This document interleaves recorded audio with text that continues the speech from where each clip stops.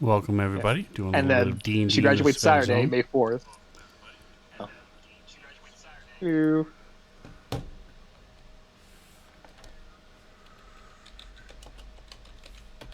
Yeah, she graduates on Saturday, and then she turns 21 on Sunday. So, Gotta ask all her college friends to wait a day before they celebrate. Sneak her into the bar. yeah. Excellent. All right. Well, we were getting ready to get going here tonight. Uh, when you last left, I'm going to do a um, quick down and dirty recap, and you tell me what's wrong with this. So you all, the Bronze Fangs rather, had been tasked by a Sphinx to go find out what was going on with this floating island that was coming toward Nashkel. And you guys went there, killed everything on the island, including the storm giant that was keeping it afloat. It sank into the ocean. You guys returned. A bunch of stuff happened. Got back to Nashkel, and you were did a few things, and then were brought to the city council, who had a chance to look at the letter that was found on the floating castle. In addition to that, they also told you about another group that had gone and killed or cleaned out a hill giant setting, because there appears to be some sort of gathering of all the local giants. And so we're trying to find more information about that. The group that killed the hill giants not being the most intelligent, didn't have a whole lot of information about the overall plan for what was going on in the Sword Coast with the giant kin.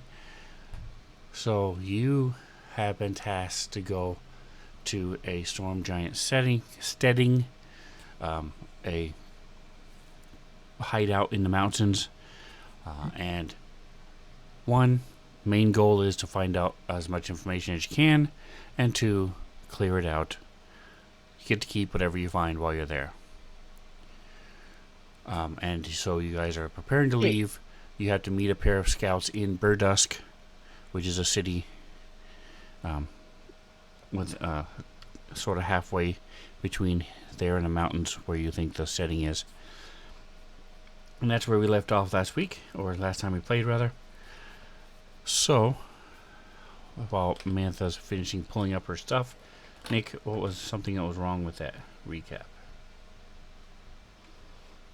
Well, I did notice two things. I guess to start at the beginning, it wasn't the Sphinx that tasked us. It was a job that came to us through the Adventurers Guild that later kind of got tied into the city council.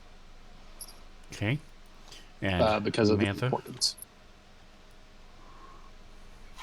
It's not a storm giant studying. Okay, what kind of giant is it? Let me pull up the message of the day. Frost giant. Correct. Also, the floating island. Oh, what was the other thing you had, Nick? Actually, it was the frost giant one that I picked up on as well. That was my second thing. So the other thing was very similar. I said that you guys had killed a storm giant that had been keeping aloft the floating island. It was not. It was a cloud giant. I missed that part. Yeah. But good to go. You guys were able to get both of them. So you each get to pick for tonight a racial trait from the PHB.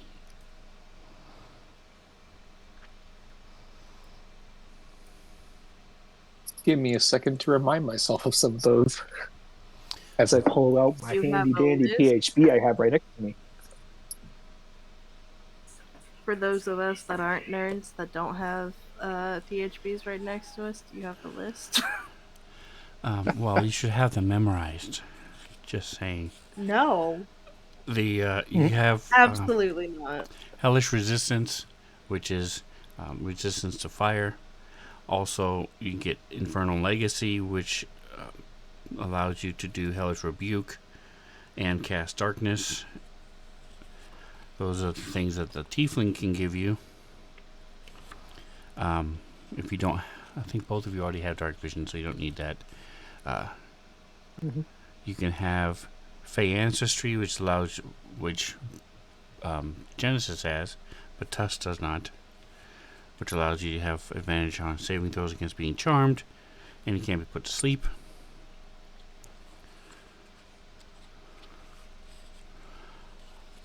You can get advantage against poison and immunity to poison, or resistance to poison, whatever the dwarven things give you. Yeah. Advantage on saving throws against poison, resistance against poison damage. There you go. Gnome Cunning gives you advantage on all saving throws against magic. The Dragonborn have breath weapons. Mm-hmm.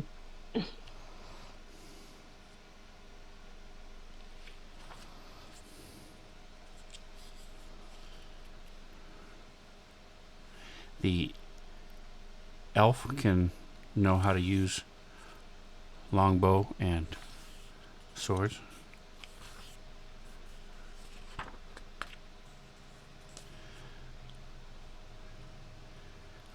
I'm pretty sure Genesis still has the savage attacks.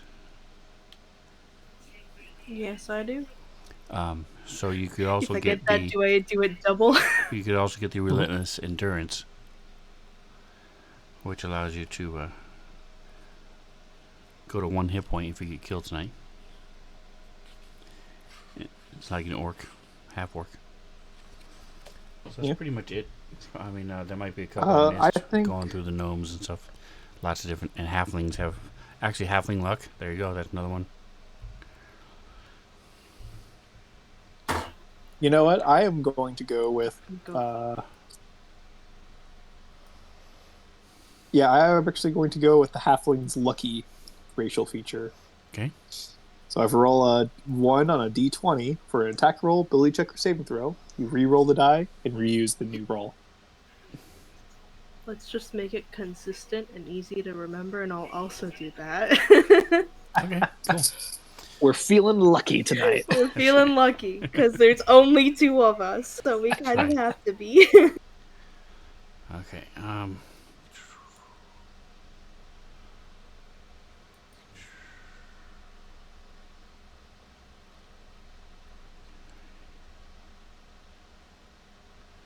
me Which I check think- something real quick. Which, coding-wise, I think that makes it easy on Sven as well, because Kithri has that feature already coded on her. I'm almost positive it is a. It reads it from the trait, the features. Let me see. Where is it? No, it doesn't. Okay, interesting.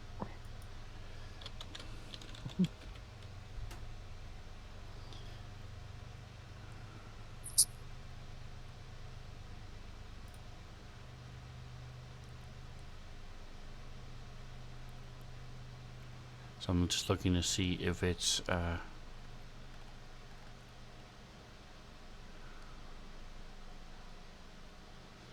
don't. She has the coding, but it's not. I'm almost positive that doesn't do it. Let me we'll give it a shot and see. Let's see. Tusk.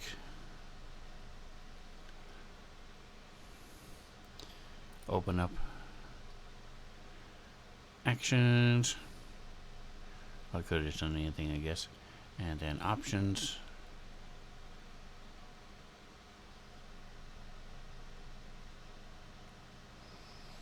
Oh, it looks like you lost me on Discord again. Dadgummit. I was having issues yesterday. Can you hear me now?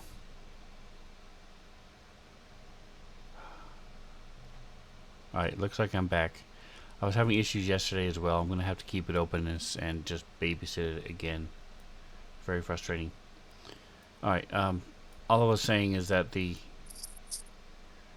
I don't think this coding does anything, but we're going to find out here. So let's take a look at the options.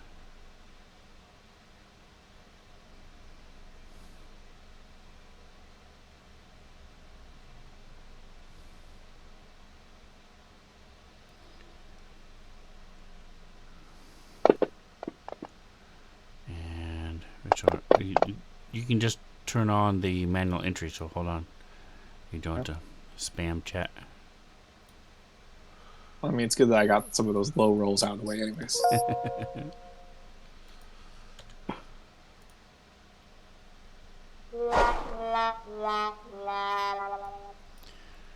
And let me test that theory with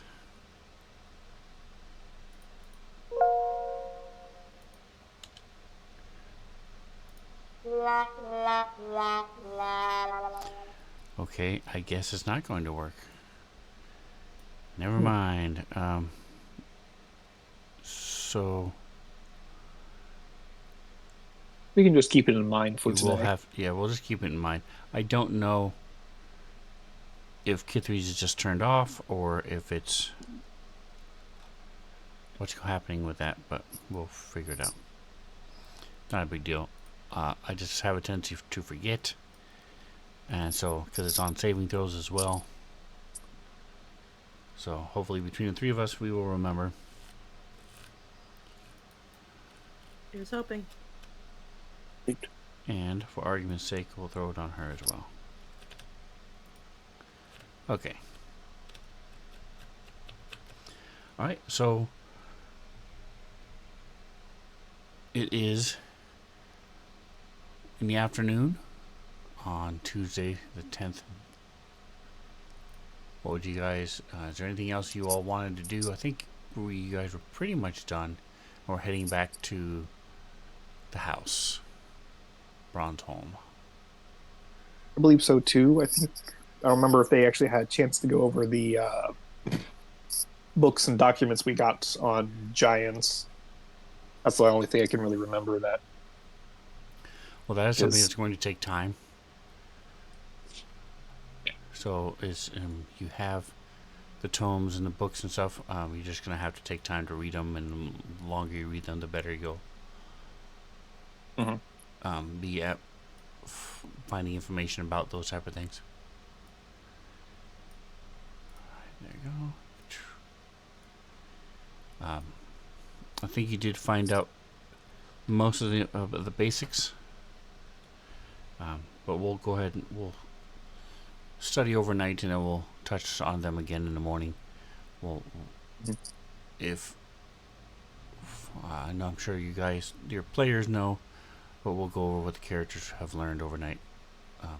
Let's say spend a couple hours reading and researching.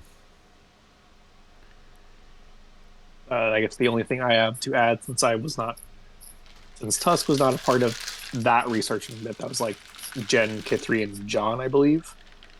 Tusk will spend some time reading one of his books. Second? Just Kithri and John.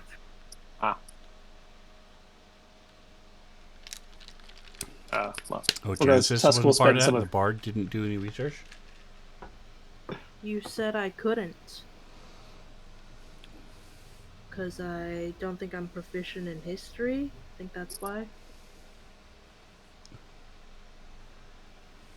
Oh, because my intelligence score is 10. That's why you said I couldn't.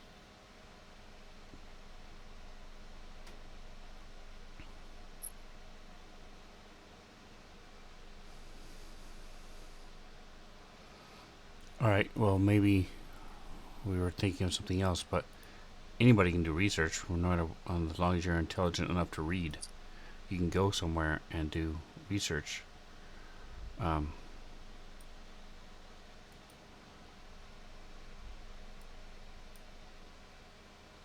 Well, There in might that have been a case, special case or a special book or something that was going on. I don't remember. I didn't get a chance to rewatch the end of the episode. The last time we played, like I had intended to, so I don't remember the specifics of that. But if you want to do research, you can as well. in that case, if we all can Sure. do research with varying degrees of success and how important this is, Tusk will also participate. Know your foe before you fight them and all that. Woo, participation. Yeah, me with my 10 intelligence and not proficient in history. Hey, me neither. So Woo. woo. I've only got jack of all trades. So only Yeah, got Jote working for me. yeah. So I guess It just might have we'll been. all participate. Yeah, I don't know. I said I don't remember the specifics of why I said you weren't able to do what it is you're referring to. So, here's the. So as you guys approach, actually, instead of bronze helm, let me pull up the area that you're in. You are in. There you go. Section DD. And for those of you who aren't familiar, the bronze home is here. And they know what most of the other places are around them. There's only a couple that they aren't familiar with yet. They have not done a door-to-door bringing baked goods to their neighbors yet, so they don't know all the details. But Man, maybe we should do that at some point. Well, I think most of the places around us are like A lot of them stores. are stores, yeah. Yeah, I mean, we're like right next to a cafe. And it's great. We get food Yeah. there all the time Mhm. when we're home, which is like never. Great breakfast place. It's like we're gone for like a couple weeks and then we're back for 2 days and okay, they're gone again. Unfortunately, that actually has been the case. It has. alright, so as you guys are coming around the corner and heading back to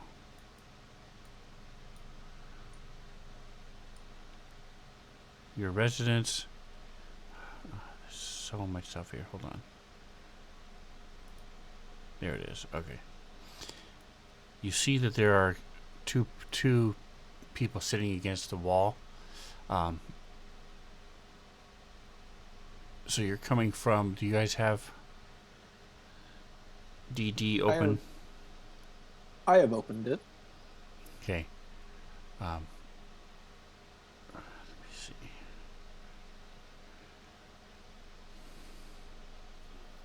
I don't have Nashkel it. overhead. And section DD. That's BB. Bronze home. There it is. Okay. There you go.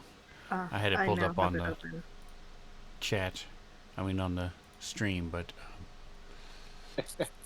I didn't have it open on my DM's things. I don't really need it. But turn this off. There we go. Alright, so as you all happen to be coming from the south. So you're coming up this roadway.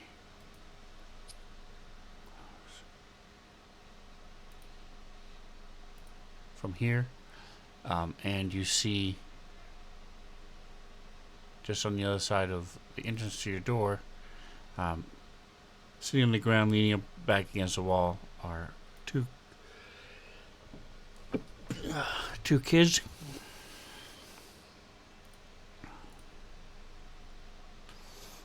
And they're laughing and talking to themselves, to each other. And as you get to the building here, they both see you and they both stand up. And they faces get serious and they both stand up and sort of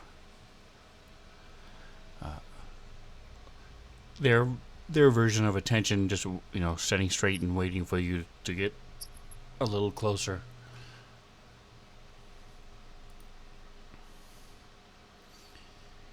Give me, where's my? Go ahead and give me insight checks in the tower. Insight. If it's a 1, you're legally obligated to tell us.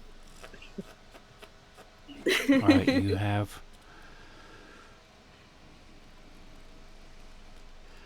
All right, so as far as you can tell, the picture shows a dagger. They do have a dagger on them, but they're not holding them. And the girl also has a short sword at her waist. But they both just look mostly nervous, from what you can tell as you're starting to approach. A little less excited, anxious, that type of thing. They don't appear to be. They look, from what you can tell from where you are, they look to be like what they appear to be, 2 teenage humans.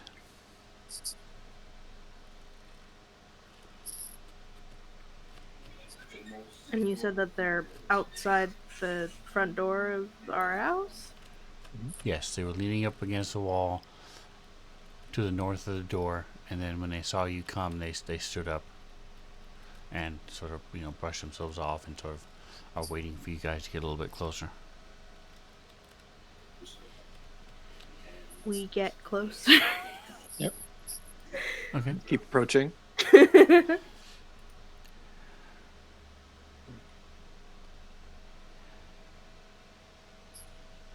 All right, so guys, as you guys get within about 30 feet, they both sort of look at each other, and then the girl steps up and says, "Well," and so does sort of like a head nod, and says,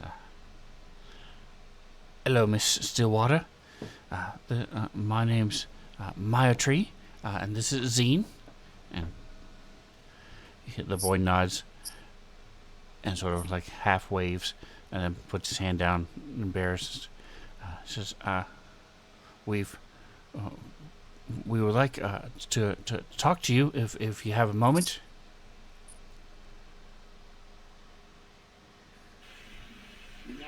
Yes, all right. Would you like to come inside?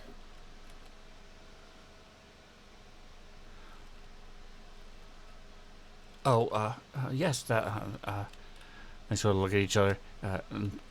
That'd be nice. Yes. And the boy nods. And then we let them inside our house to the sitting area that's right there. Okay. So as you come Husk in, will follow behind. Will enter last and just be keeping an eye on them. okay. So as you come in, there's. Dadgummit, my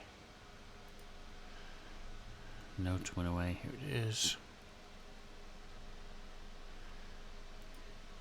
Closed the wrong window. Your butler.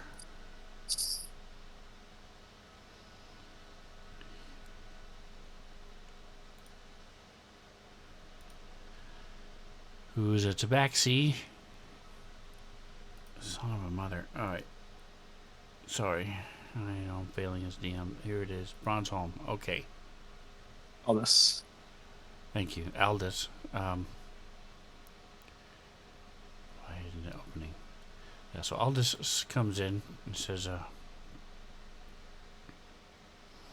"Oh, I see we have guests. Are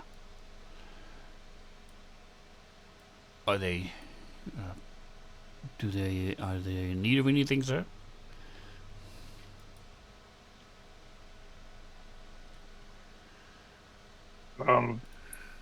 prepare some what kids like juice. Takes a second to do assess the age. Yeah, bring some juice to the living room. Don't have anything. Refreshments. Yeah. We'll be talking in the living room. Very good, sir. You received a package, and he points to the little table, and you see there is a next to the sofa. Here is this, if you guys don't have it open.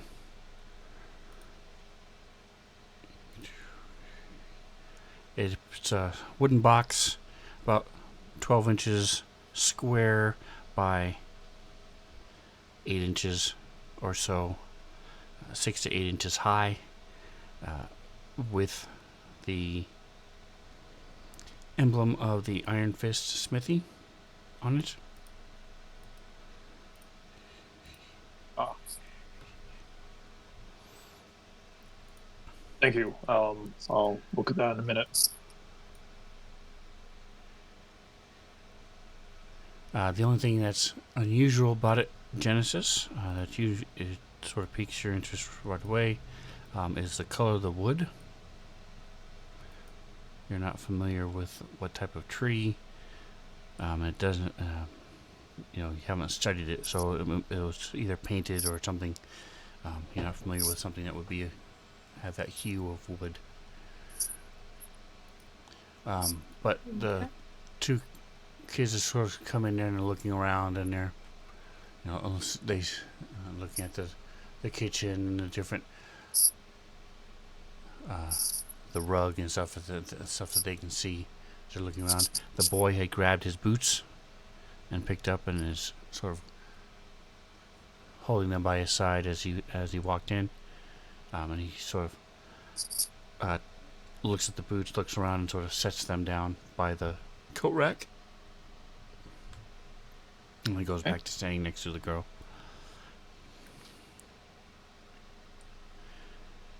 All right, come on. We're gonna feel free to sit down in the living room here and tell us why you're here.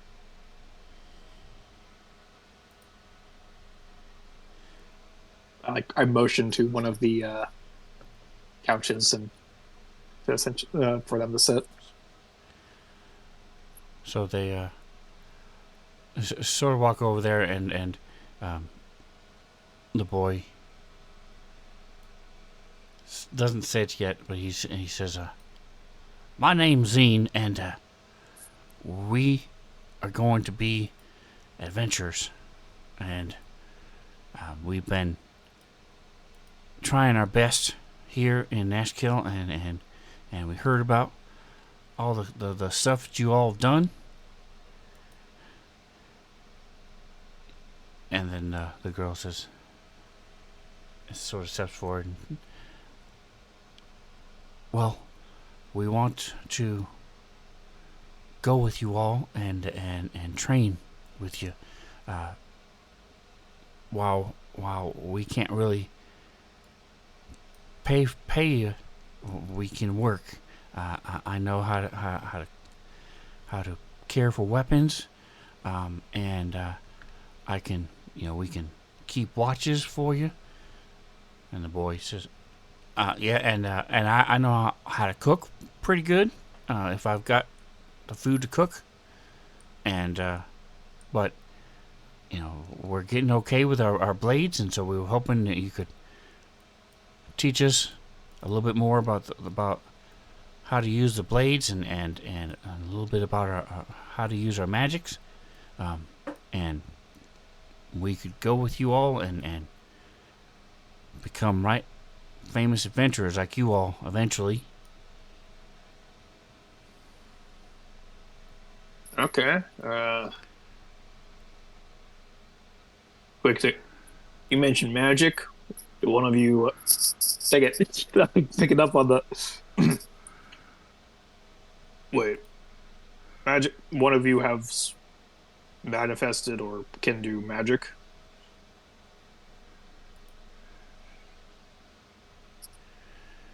Well, they both sort of. Zine sort of looks at the girl and says, "Well, yeah. Here." And he, hold on just a second. I don't want to get him confused. Have it thrown in my face later on. You said he could do this. Oh, here it is. Just trying to get a, So as the butler comes in, he says, "Here, let me help with that." And you see, he sort of squints his eyes a little bit, and this spectral hand appears and picks up the mug, and the big thick mug that's Tusk, and carries it over to Tusk. It's Mage Hand, a spell you've seen before. And Moitri sort of looks over at the lantern and waves her hand, and the lantern goes out, and then she waves it back, and the lantern lights again. We can do. I take the mug. We can do a bit more than that as well, but we each have our different strengths. Well, tell us about yourself. Tell us about these strengths that you have or wish to cultivate. Use that right word, right? Tusk is concerned, these are human kids. Mm-hmm. You have no idea what's going on with that. You don't know if they're lying, if they're telling the truth. They could be sent by Raceland for all you know. I mean, Resurrect. Yeah. But Genesis, you're getting. You get the feeling that what they're saying, at least they believe to be true. They're gaining a little bit more confidence as they're talking. They weren't immediately shunned and kicked out, so they're gaining more confidence, and they seem to be telling the truth as they're explaining and talking about different things.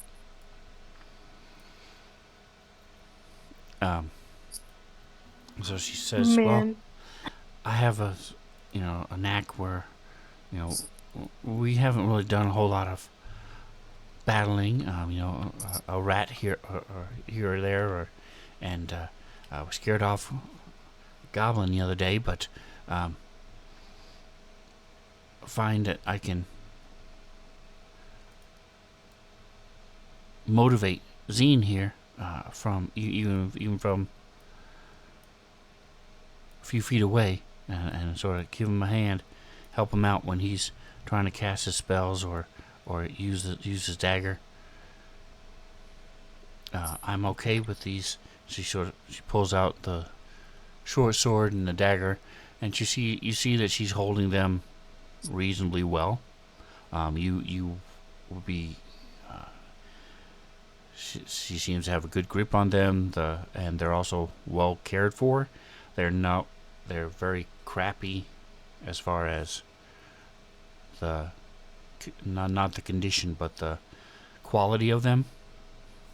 But they're clean and sharp, as much as they could be, and she's holding them well. And she sort of gets into a half stance, and does a quick couple jabs, and sheathes them. Tusk, you're clear that she, like I said, she would be able to hold her own in a fight against a normal person. He says, "Well, she's the more of a fighter than I am. I just got this dagger." He pulls it out, and his is a little odd. It has, as you saw in the picture, it's got this weird blade that looks like it was almost a sword that was broken, but it's again, it's well cared for. It's clean, and let me get. He says, "Well, I can stab things if I have to, but I prefer to do the old magic stuff." And it's easy. Waves his hands a little bit. He takes a part of his cloth and the cloak, the shirt he's wearing, and cuts it a little bit, and then waves his hand over it, and the cut's gone. He says, the more powerful things I can do, I can, I could probably kill a person if I wasn't careful, but I can't really do that very many times a day. But this, this blast of like light, sort of, but it's just not really light. But you can see it, and it'll slam into things and break things apart. I can also make a ball of all different, sometimes fire or lightning or acid if I want to, and I can throw it at people or things, and then it'll explode.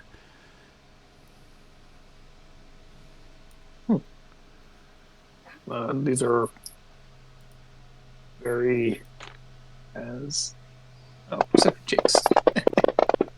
Whoa, what was that? Woo! Rolling all the dice. It must have pushed twice. Okay, that's weird. Yeah. Okay.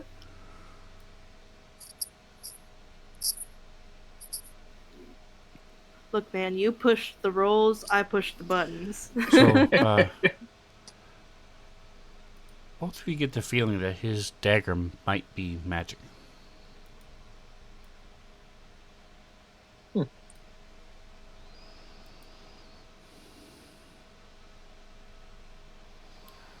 Man, I'd love to take these kids along, but we did just get assigned a top secret mission. However, I would like to talk to you about that. Just give me a second. And don't forget, I only say this because it's been a minute. You guys do have a training room. Yeah. Yeah, I know. I was thinking them like, well, Here, I'm liking what you're talking. However, I would like to actually, I personally assess better when I can see things in action. Follow me over. We have a training room. I'd like you to demonstrate some of these skills for us. If you are, considered part of the interview process. And Tusk will start leading them towards the training room to have them demonstrate some of these skills that they've told us about. We are all going to the training room in a little party, a little conga line. All right. So as you guys make your way down to the training room, how long are you spending? We'll say about 10 minutes would be a good, just brief little, have them, impress us type, and give them some time to. Oh yeah, I'd say maybe 10 minutes or so, not too long, not too short. And kind of at the end of it, this is like, wait in here for a second. We're gonna just talk outside. All right, so. And As Z, you might I see your blade for a moment? Are you sparring with them, or are you just having them do stuff, or? Tusk will for the melee aspects of it, will be like kind of a bit of a sparring partner. But for shooting and the magic will have them shoot at the dummies and whatnot. Okay, so I'm gonna do real quick. Oh, I still have the manual dice entry on, so let me close that. Turn my options off.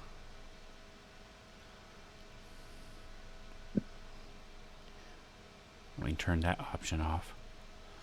So as you and while I'm doing that, he says he sort of is like a little surprised, but says, "Well, yeah, this I'm hoping to get some money and get a better weapon, but this I didn't steal it." And he hands it to you. He says, "You know, it was something that we found in the rubbish piles toward the edge of town." And I'm gonna go ahead and cast Identify on it. Not as a ritual, just using a first level spell slot. Okay, where is menu? Off. Okay, thank you. Okay, so she slashes out with her short sword. Ding. Ding. Oh.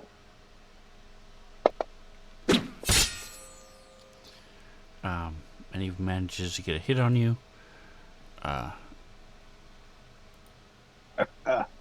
He here's this inventory.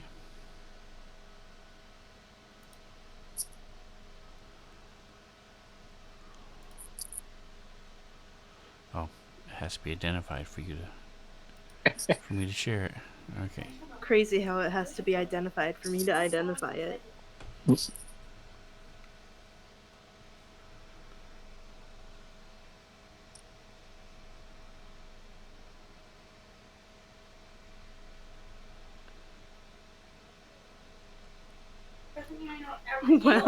Oh, that's Rose actually inflicting devastating. psychic damage to everybody he fights. That actually can be really devastating if you fail that roll and don't have easy access to remove curse. Mm-hmm. Especially because it seems like it doesn't do anything at first. Yeah.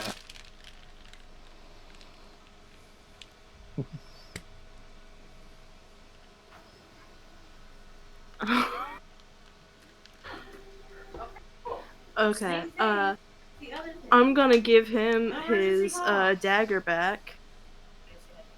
And then whenever Tusk is like, let's go talk in the hallway, I'll tell Tusk what it does. Okay, I'm so not 100% sure I should tell the kid. Just in case he decides to use it on, well, actually he's a teenager. He's not like a child. Yeah, this might be too big of a responsibility, but I'll tell the kid what his dagger does. So this is actually a magic dagger, if you didn't know that.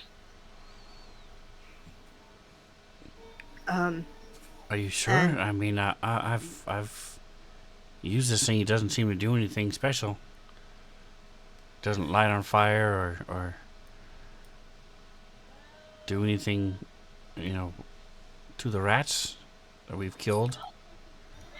have you ever happened to hit a person with it?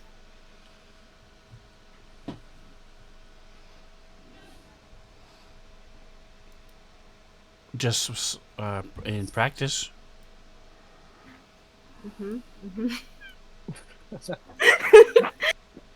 Um, do I have that spell? Hold up.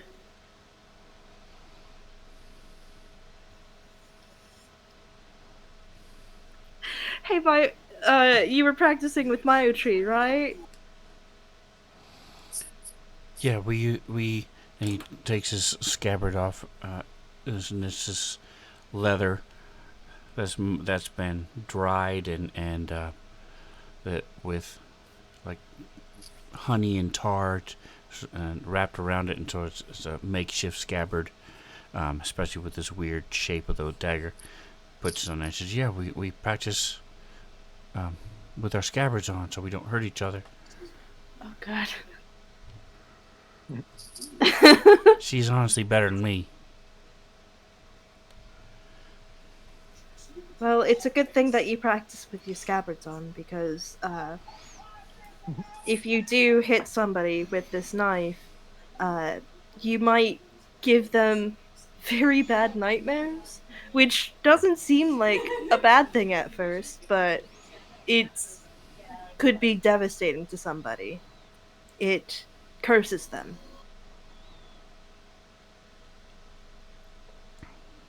Oh, I haven't had any dreams, so I guess it doesn't affect me. Well, it's not a cursed dagger. It is a dagger that curses people. So as long as you're not hitting yourself with it, it wouldn't do anything to you. It's when it hits somebody, it might curse them. So no blood packs is what you're saying, right? Yes. That dagger is probably best used on animals and not people. I guess unless you're trying to kill the person, but best used on not people. So Moichi will hand him her dagger, and he will spar with Tusk for a minute. He is not as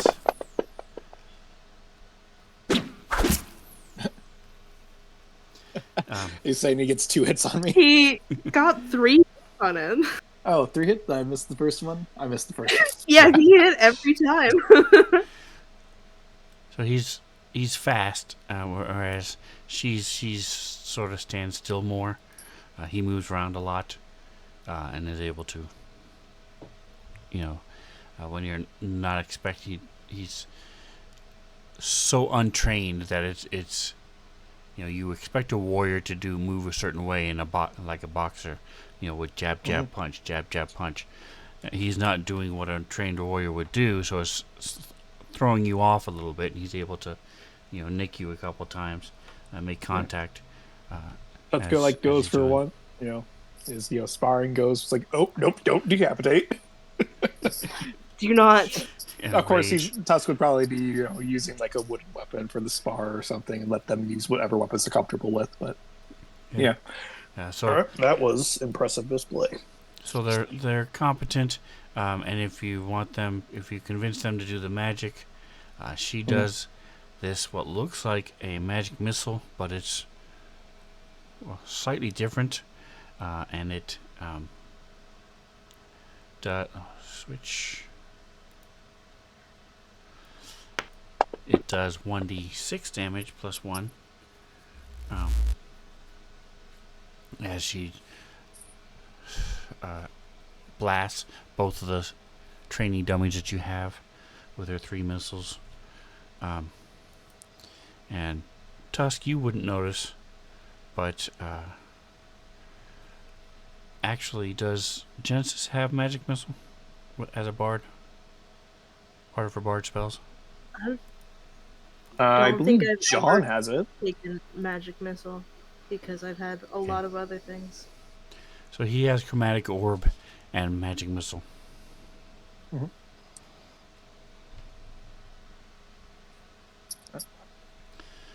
So, taking a step back,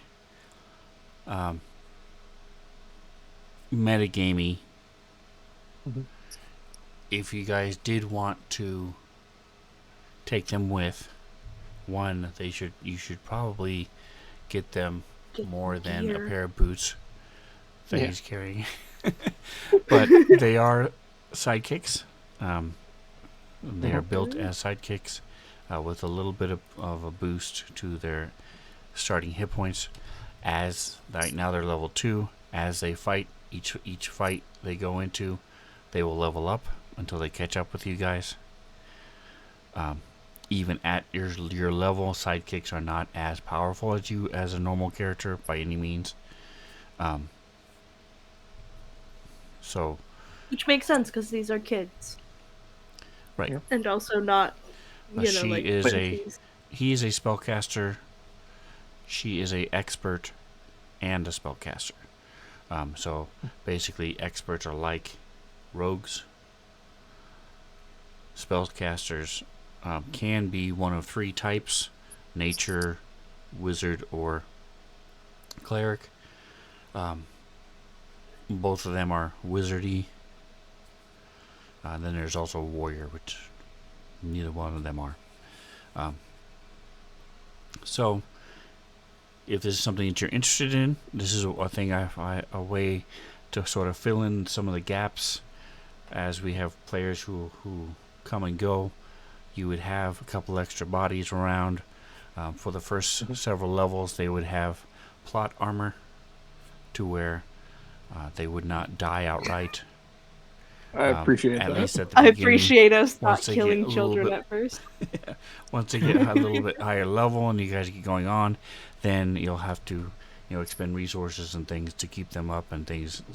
But they are full characters, and how I envision it, in a perfect world, one of Tusk, you would take one, and Nick, you would take one, and Mantha, you would take the other, and Considering we're here every week, that would probably be a good idea. right. You can always switch them off if you want Ashley to run one or something. Like I said, there's not a lot to them. They are spellcasters, so there's a little bit more than normal, but still, mechanically, the expert at level 1 gets the help action as a bonus action. So she can attack and do the bonus action. Do the help action as well.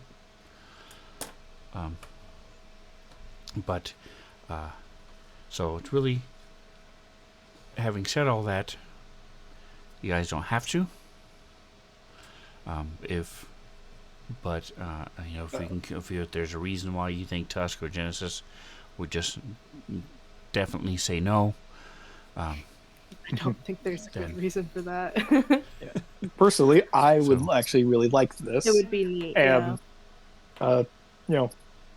but in the context of the mission that we're going to go on, Tusk would probably say to Jed's like, let's take him with us, and then if we find on our way to meeting with the Rangers, if their skills aren't improving, maybe we will ask them to stay behind at the town that we are meeting the Rangers in. We'll go deal with the Giants and then come get them again, just for their safety. And if that's the case, we could theoretically try to hire somebody to take care of them / teach them / whatever while we are gone. But I would like to help these kids get on their feet. Having someone to teach you what we learned would. You went to school to start, but the harder stuff you learn on the road, would help to have that be taught to you rather than having to learn it the hard way and possibly die in the process. But so we're of the same mind.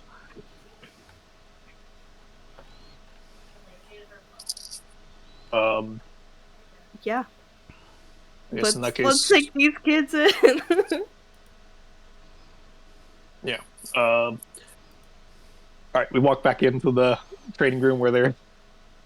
I imagine it's like, all right, we've come to a decision, and then turn back to the door, pause for a half second, don't want to accidentally hit them with the door, and then I open it. Expecting them to now be having stood back, saying attention or whatnot, rather than at the door.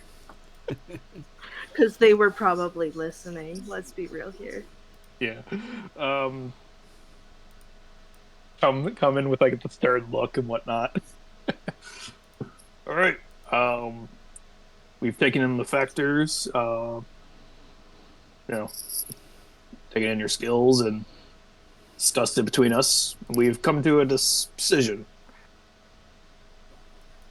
We Drum will roll, take. please. Yes.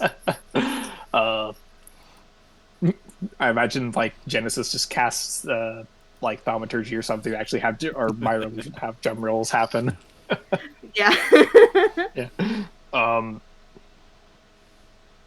we will be taking you on as apprentices. Woo. Millie, you have in our brief little interview, you have shown some promise. I can't get. It will not be easy, and we will train you to go to your limits and hopefully beyond. In exchange, you will help us, you know, with general chores. If we ask you to do something, we will generally expect you to help with the task to the best of your abilities. Most importantly, we expect you to do your best to stay alive. And in exchange, we will help expand upon your skills and provide you with some equipment to help with that. To Just to make sure. Sorry. You what? guys do you guys have like parents that we have to talk to you, or like I don't want to make assumptions, but it is very important if you do have like somebody that's supposed to take care of you that we do talk to them. I just thought about that, so I'm like, Admittedly, wait I a had thought second. about that too, but Tusk would not be one to bring it up. It's okay, I got you, I got you. We're not gonna. Yeah.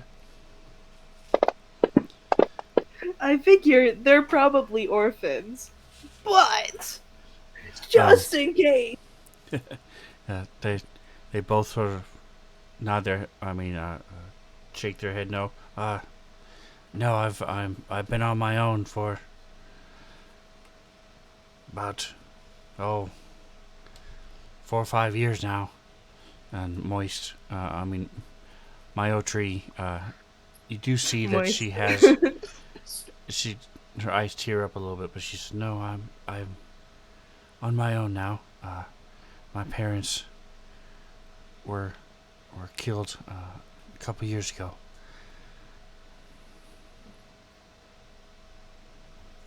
Oh, so they're not siblings. Didn't know that. But I I assume kind they of weren't assumed. siblings. I don't know. I kind of assumed that they were just because they were together. But I assume they were friends of the cool. street. Now we are cool. All right. Sorry, keep going, Nick. I was like, I gotta interject here just Yeah. before we make everything official. Well, we won't Well, let in you that down. case, we'll. Uh, Mhm. just All let us right. know. Um, this is. He says, "Well, I do have my boots for when I go outside the city." Well, Yes, well, your guys' kind of actually just the right. We tomorrow actually are going to be setting out on a long journey. That means we're gonna have to get you guys some new equipment so that you are able to keep up. and you know what? Um, We'll get you boots that you can wear inside the city too. Oh, they sort of hurt my feet when I wear them too long. So uh, I'll be okay in the city. Okay. well, Jen, do you want to go shopping? Yeah. So let me go ahead and Mhm. give this to Tusk. Here it All right. is. Actually, I didn't test it first. Let me see if it works. You It want does me The work. to? expert Okay. stuff. Yep. So this is not important simply because you have access to everything just like it's a normal character sheet. Let me go ahead and release her, Moitri. There we go. Alright, so go ahead and grab Moitri, Nick. All right. Is it Mayo tree or Moi tree? I'm sorry, Picture it's my says has it. the character sheet is wrong. It's my tree. Okay. It's what the picture says. And Nick, don't say anything. I need to send you a. I meant to send you a whisper and forgot. Okay. Where's whisper? Okay.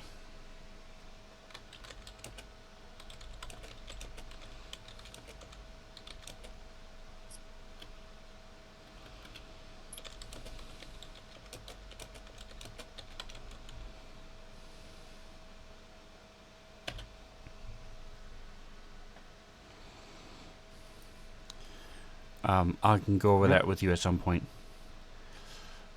And then this is for this is for the spellcasters again.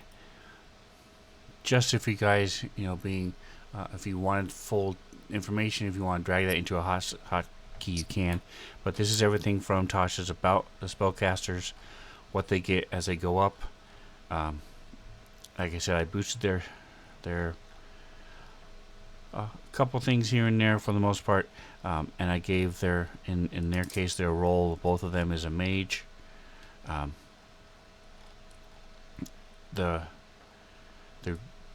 you can see, they don't get a whole lot. The spellcaster, especially at 6th level, they'll be able to add more damage to their cantrips, which is pretty cool. And then, but they don't even pick a school of magic until 14th level. So, if they get that high. So, they're like I said, these are sidekicks. I did boost their hit points because all sidekicks start off with D4s for hit points, hit dice. Oh no. Speaking of witches, let me go ahead and release Zine. There you go. Alright, Mantha, so if you want to grab Zine, and I'll put them in a thing. So yeah. So the expert does get some pretty cool stuff. They get cunning action, they get expertise, and then eventually at level 6 they'll get coordinated strike, which is if they attack with one of you, I'll say any of Tusk, Kithri, John, or Genesis, then and they use their helpful feature to give you advantage by giving you the help action. One, it can be up to 30 feet away, so they can grant the help action from 30 feet away. And if you hit, the sidekick does an extra 2d6 damage to it. If the sidekick... Let me start over. There's a goblin. The sidekick gives Tusk the help action against it. Tusk hits it. Then when the sidekick hits it, it does an extra 2d6 damage to it. So, anyway, we'll get there when she gets up to 6th level expert. But point is, as an expert, they get some pretty interesting things. She also has more skills than Zine does because of the roguish aspect. She has like 7. She's proficient in like 7 different skills, whereas he has, or 8. Yes, 4. He only has 4 because he's more of a magey guy. So, yeah, 7 skills. So, if you guys want to, we don't do it right this second, but you can give them. Let's go through the items. Decide what you want to do with this dagger. Had you just left, had you said no, he probably would have just gone and eventually sold it. So he could probably be convinced if you want to 3,000. It's like 2,700 gold. So if you want to sell it to help pay for their gear, you can. Or if you want him to keep it, if you want to trade it with something else, it's pretty much up to you guys what you guys want, what you want to do with them. And as far as equipment goes, He cannot wear armor. She can wear light armor. But she, so she can. So it's all totally up to you guys what you want to do, how extravagant you want to get. Let me see. I know Tusk is almost out of cash, or is out of cash. So if you want to use Zine's, sell his dagger to get some cash for them, you can. If you want magic items, anything that's in the common, any common magic item you can get. So I believe that's +1 off top of my head. You know, any +1 item. All right. I'm gonna be honest, like, I know they're sidekicks, but I'm like, I don't really want this kid to, like, accidentally, like, I don't know, like, have the weight of cursing somebody on his shoulders. So I probably would push him to sell the dagger and then get a magic dagger for him instead. Okay. Yeah. Make sure he doesn't cook with it. Yeah. Chopping carrots. Ow. Ow. Cut myself. Yeah, I'll have to He use never a heals first again. level. Never Yeah, has a I'll- short rest. Dies from exhaustion. That, or I'd have to use a 3rd level spell slot every time he mixes himself to remove the curse. That's right. Alright, so Kithri has loaded. Genesis is pretty loaded himself, herself. Yeah. So just it's a peek behind the curtain. Kithri has 8,600 gold. Genesis has 7,600. John has 1,500. Tusk has 42. He did just buy a bunch of stuff. I did just buy like No, a they do have 5,000 platinum. gold. He does have 40 platinum, which is yeah. 400. But Kithri also has Yeah. 139 platinum, and Genesis has 118. So you guys do have money. Yeah. And Kithri I do find and it- John will, you know, if you guys decide to get a couple magic items or things for them, then they will, you know, pitch in, you know, up to a couple thousand each as needed for gear for them as well. So Genesis, go ahead and give me a persuasion, one of your charisma checks to see how well you sell the gold, the knife.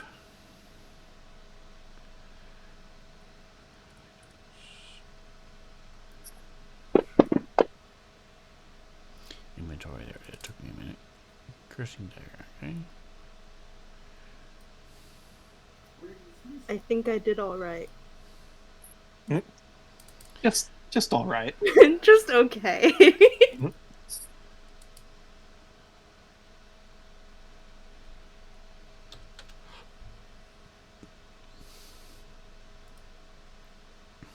All right, so you're able to get 2242 for it.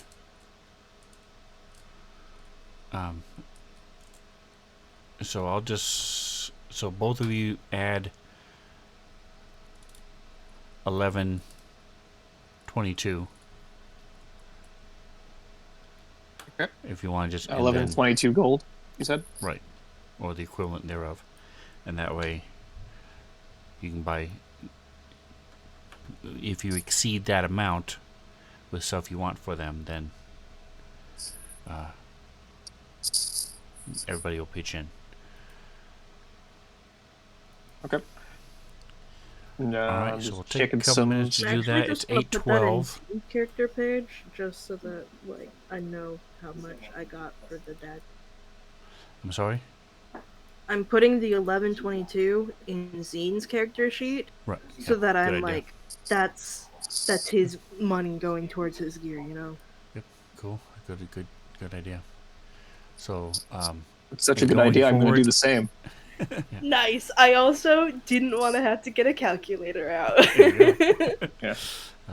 Best of both worlds. So going forward, you guys will be able to pick their spells, and Tusk, it'll be up to you. I mean, Nick, it'll be up to you to determine how she levels up. Yep. As far as, do you want her to go completely half and half? Do you want to do 2 for 1? Either way, that'll be up to you.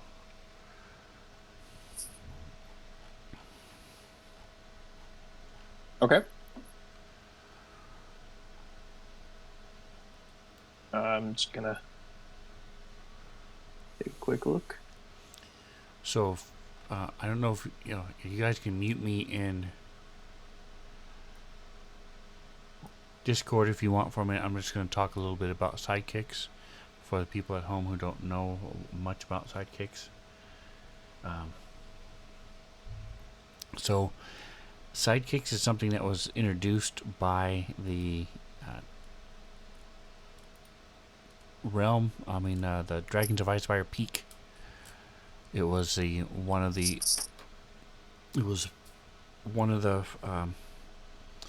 boxes, D&D box starter boxes that you can get. It was the second one ever made by D&D, actually.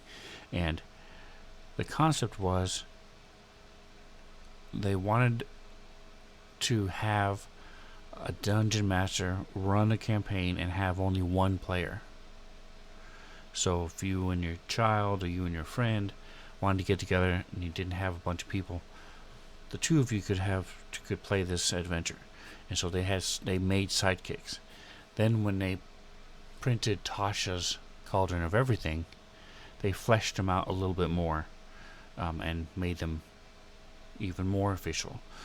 And so what you're seeing on the screen is from Tasha's Cauldron of Everything. And the cool thing about us creating sidekicks is they can be anything. I have a sidekick in another campaign that is a cranium rat, and another sidekick that is a alien lizard type creature from the alien bestiary. And this allows you to, here, let me throw you this. Will this let me jump? Nope, it won't. Okay. Let me close this. I can throw this over here to the stream. There you go. So when you create a sidekick, you pick. It can be any type of creature with a stat block in the Monster Manual or any other D&D book, but it has to be just CR, challenge rating of 1/2 or lower. Obviously, as a DM, you can ignore that, which is what I did. And then the other thing I did is for these two, I just made them humans to keep things simple. And then you pick either spellcaster, expert, or warrior. And as I mentioned, they're dice. They are D4 hit dice, and as they go along, so like you can see here, the expert gets some stuff similar to a rogue, but they're geared toward being a sidekick, toward being a helper. But they level up with the party, and they themselves do not earn experience, but they level up as the party levels up. So it's nice. They don't suck away and take away your experience from the group. And then the spellcaster is just pretty much a spellcaster. Like I said, they can be one of three. They can be the type of mage, healer, or prodigy. So cleric and druid is a healer, bard and warlock is prodigy, wizard is mage. And then the spells known, this just says here are recommendations. Obviously they can be any spells you want. The DC and everything else, spell casting and everything else is the same as a normal spellcaster. And then you can see here they have the different abilities. You can see their spell progression is not very much. So at like 5th level, they have 3 cantrips, 4 spells known, and they only have 4 spell slots at 1st level and 2 spell slots at 2nd level. So they're not quite as bad as a half caster, but they're not as good as say a mage, a full-fledged wizard. And then there with the warrior is pretty decent. Let me see where pull out the warrior for you guys, because the whole purpose of like you said, the whole purpose of these is when you have a small party. So if the player wants to be a spellcaster, he needs to have a tank with them in order to survive. So the warrior's sidekick has stuff like they have a martial roll that they get to pick from. They get second wind, improved critical, so they hit on a 19 or 20. That's at level 3, and then they get an extra attack at level 6 instead of level 5 like normal. They get battle readiness at 7th, which just gives them advantage on initiative rolls. The martial roll is either an attacker, so he gets a +2 bonus to all his attacks, or defender. He can use his reaction to oppose disadvantage on an attack roll made within 5 feet of them. So it's basically Sentinel, but without the that one aspect of Sentinel. So the point is, sidekicks are often overlooked, rarely used. I honestly haven't seen anyone else use sidekicks.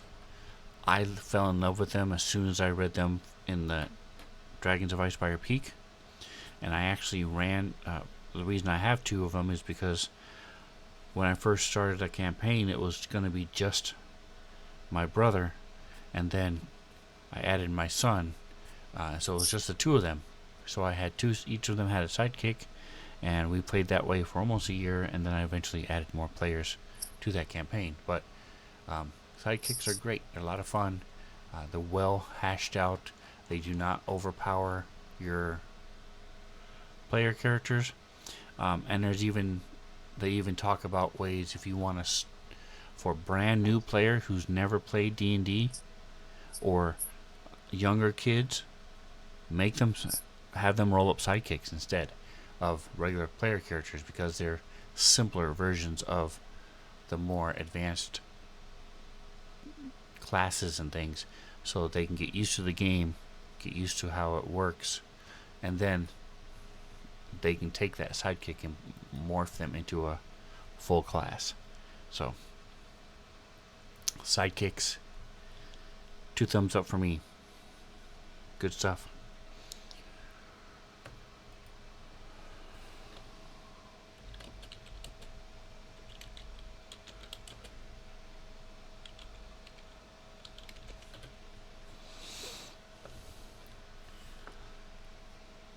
All right. Any questions on those, the gear or anything for them? Not particularly. Okay. Like I said, they don't need a lot. They don't need, rope and lanterns and food and all this other crap. That stuff you can fill in later if you want to. You can retcon that they have it already. But for the most part, you need to give them armor, any magic item they want, and then weapons of some kind. Okay. I will say, I'm looking at the items, and I hope you can't hear the yelling in the background. We can hear every word. Oh my gosh. They're watching a movie and she's frustrated. Oh, I Never totally mind, understand. I'll talk in a minute. Okay, I'll go first then. So for Mio Tree.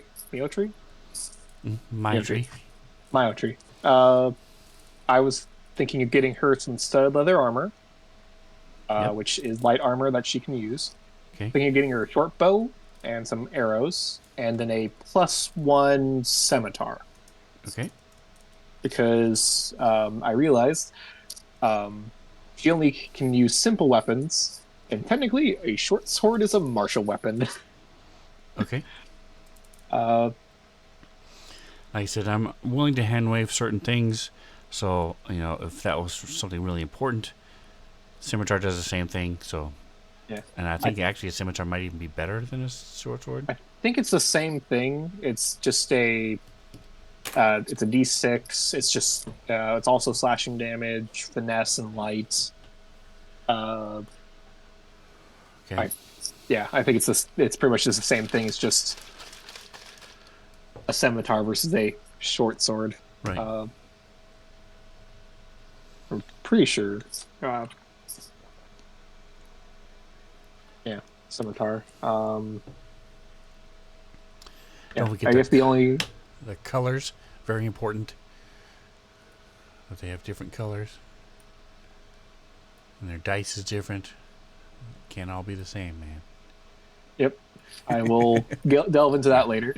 So, but yeah, that's kind of the main things that I was thinking Okay. of. Is just Like I armor, said, if you want to give +1. common magic items like Cloak of Protection or Ring of Protection, Wand of the Mad Mage, not Mad Mage, the one that Oh, I gives them a thought that was +1 to their Frodo. attack when they use whatever the hell that's called with the wand. And you can The also flavor that to be anything. So if you want them to use an orb instead of a wand, they can have an orb of the War Mage. So Oh yeah, Rubio the War Mage. Yeah. anyway, so like I said, any common magic items, if you guys want them to buy them, you can. All right. So Mantha, what was your questions? My question was, how do I find the common magic items? Because I tried bringing up the items and sorting by rarity common, and it just came up with one result. Yeah, you So, can't in Fantasy oh, Grounds. that's good. That's good to know. So let's see if I still have the. I had a PDF at one point. See if I can find it. Because I can copy and paste it. I don't think I have it in here anymore. But let me look for.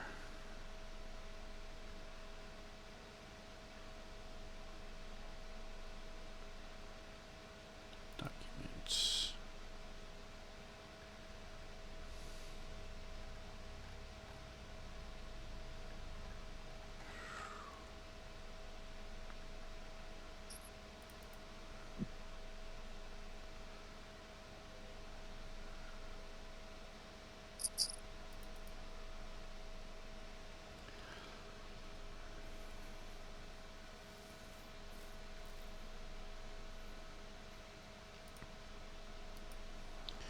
Alright, let me see. Close file. Here it is. File.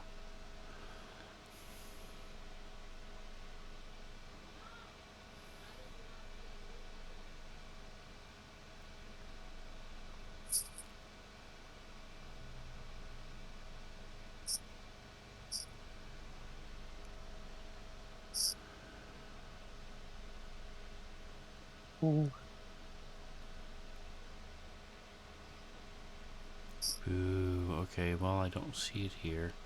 Hmm. Let me look in computer. It's mine. Didn't give me all the stuff.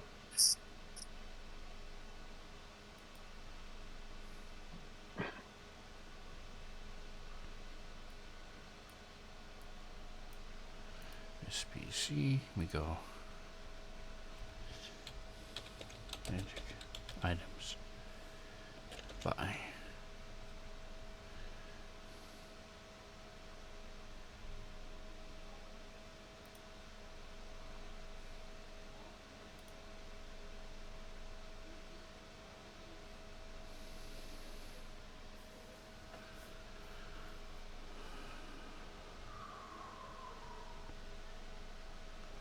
Alright, so let me try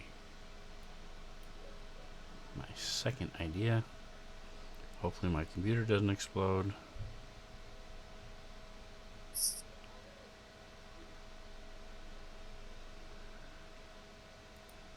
Discord. Drake. And Oop. Yeah.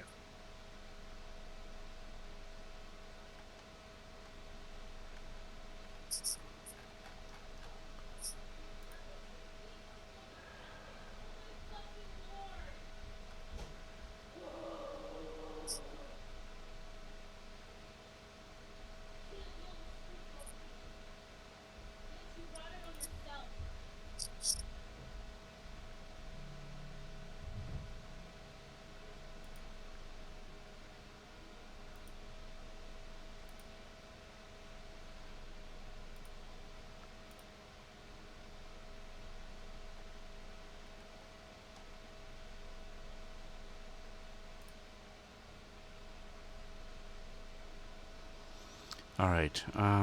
My computer is not finding it in my list of things.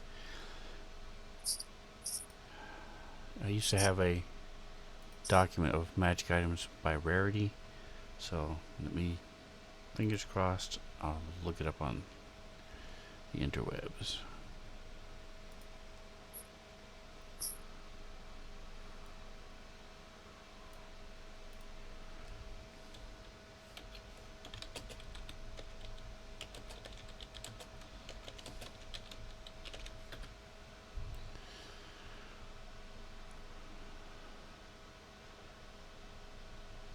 Here it is.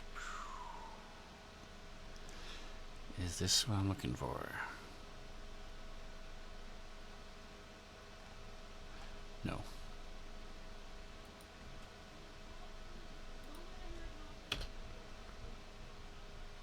Here it is, but PDF. That's exactly what I wanted.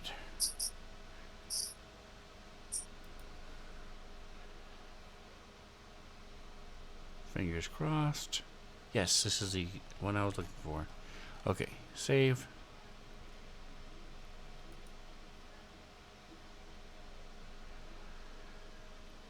I'm sticking it here. Documents.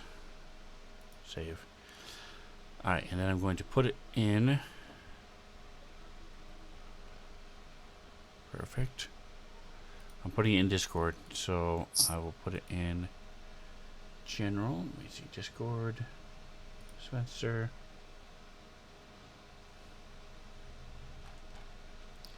General.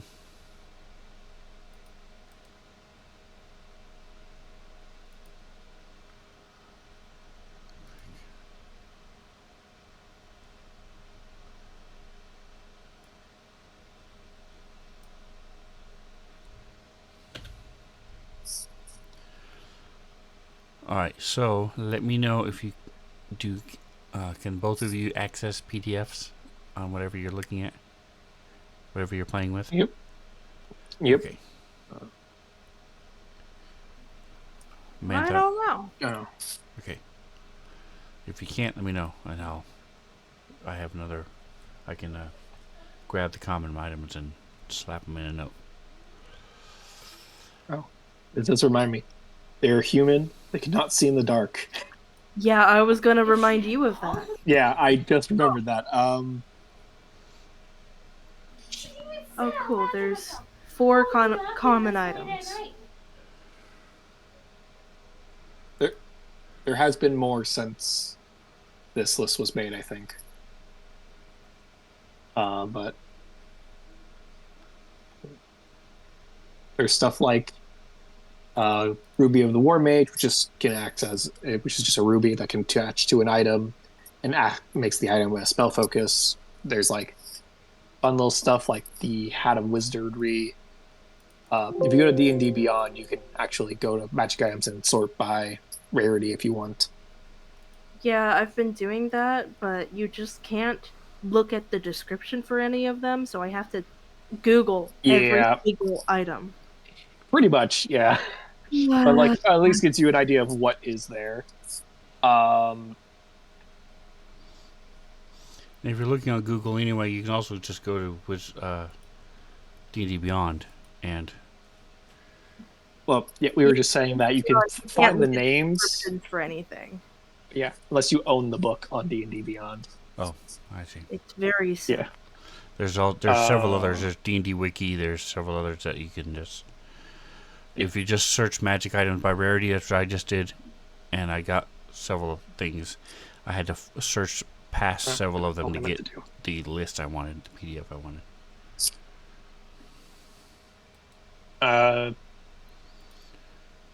So I guess the items that I need to know the cost for is a +1 scimitar, Ruby of the War Mage, Yeah, and so a Cloak of Elvenkind.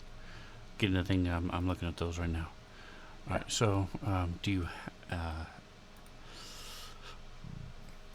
them to your inventory? Click. Okay. I got the mundane item, but I don't want to shift try and shift through all of the modules Right. to try and see if I can find those items and just lag the server. Yeah. So, and I didn't look at the PDF. Let me check one last thing before I check this. Here it is. No, this one. Oh, so I'm sorry. I meant uncommon. You can buy Okay. anything that's common and uncommon. So that's why I said +1 levels, the Cloak of Elvenkind, Ring of Protection, Mhm. those type of things. What I'm saying is they exist in Nashkel for the most part. There might be something if you want a room of flying, it might cost you a little bit more and stuff like that. But for stuff that these two you need that I already mentioned before, you should be fine. All right, scimitar.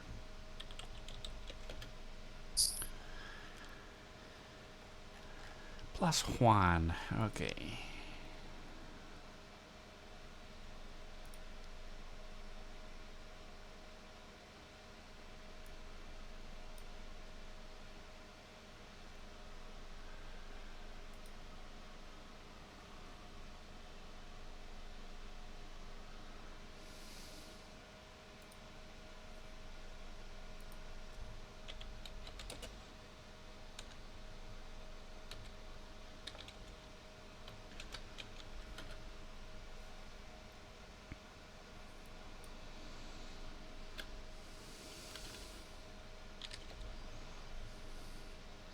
And you are able to get everything at 10% off, especially the big ticket items.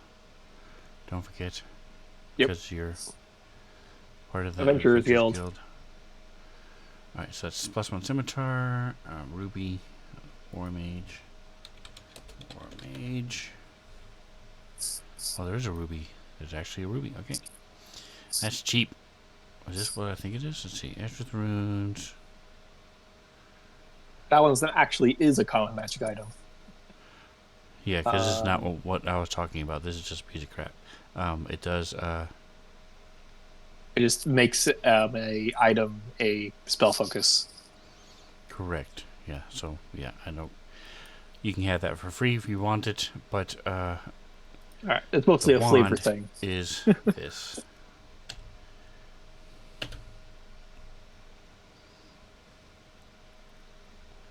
Wand is a bit more pricey. Slap. There we go. Here's the ruby. Thank you. It says it requires attunements, but It does? again, I would not really care. Oh. I would allow her to use that without worrying about it.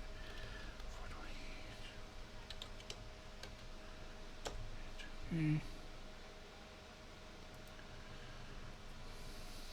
Oh. And then what was the other thing? Cloak of Elvenkind. Okay.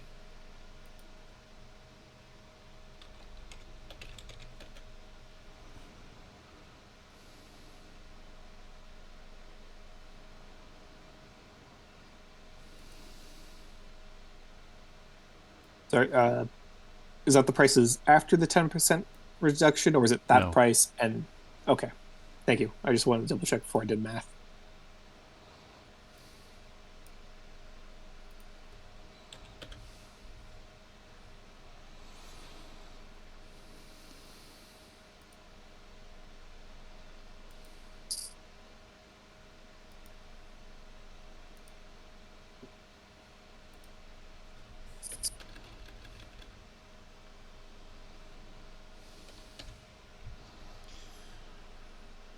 Because if you ever resell them, you resell them at the full, starting with the base cost. Alright, so there you go. So she's all set. Yep. Thank you.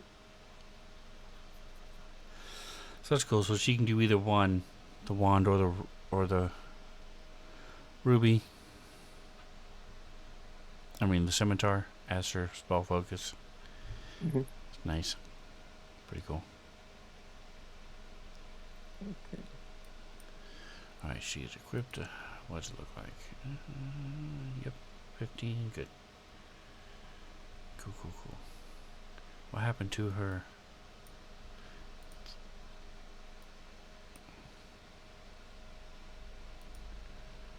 Saving throws. There we go. Did his get jacked too? No, his are there. Okay.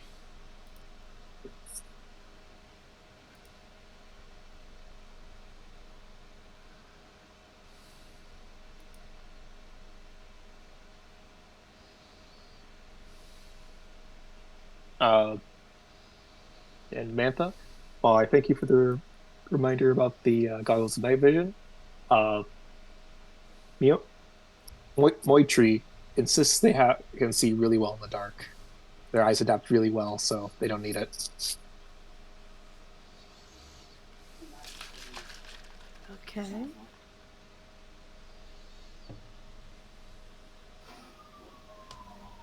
Does that mean they have dark vision? Or are they just humans with good eyesight?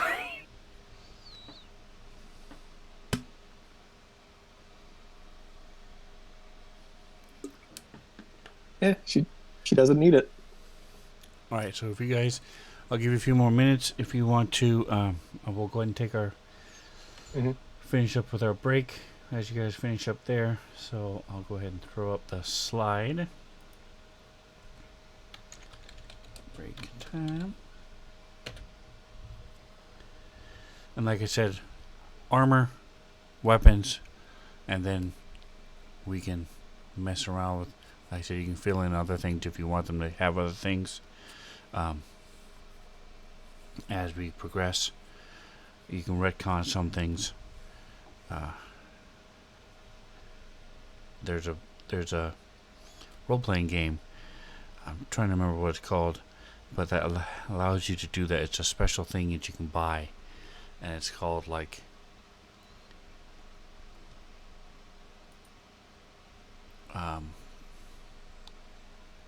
pre-prepared or something like that, or and it's what it does is once every chapter you can say, "We planned for this."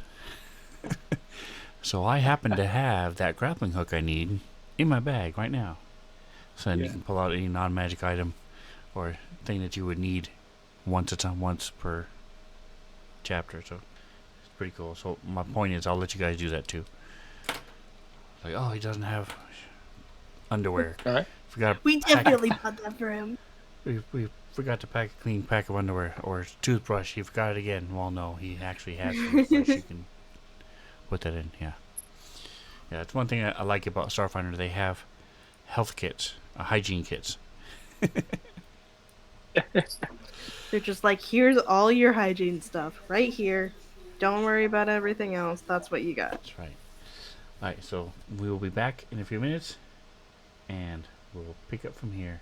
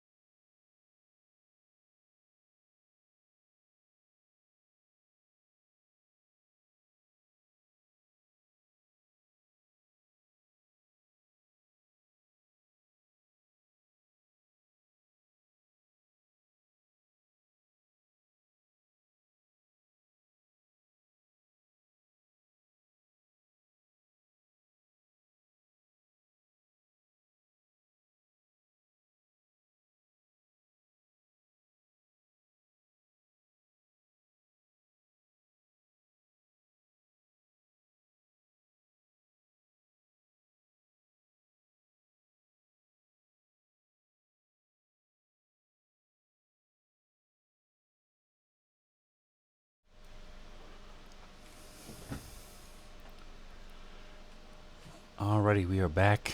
For some reason, my camera is frozen. At least it's not frozen in a bad way, I guess. Nick, are you with me? Yep. Okay. So what you guys need to do is just find a ghost to touch these two a couple times, age them 10 years each time it touches them. There you go. And they'll be ready to go. Oh, I did not fill that information out, so let me do that real quick. Right. The only other thing I got was 2 healing potions for Moitry. 16 is 6 foot.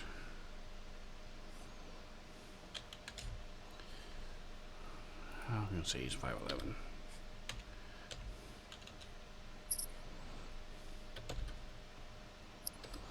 So any questions on her, by the way? Uh, Let me just check something real no, quick.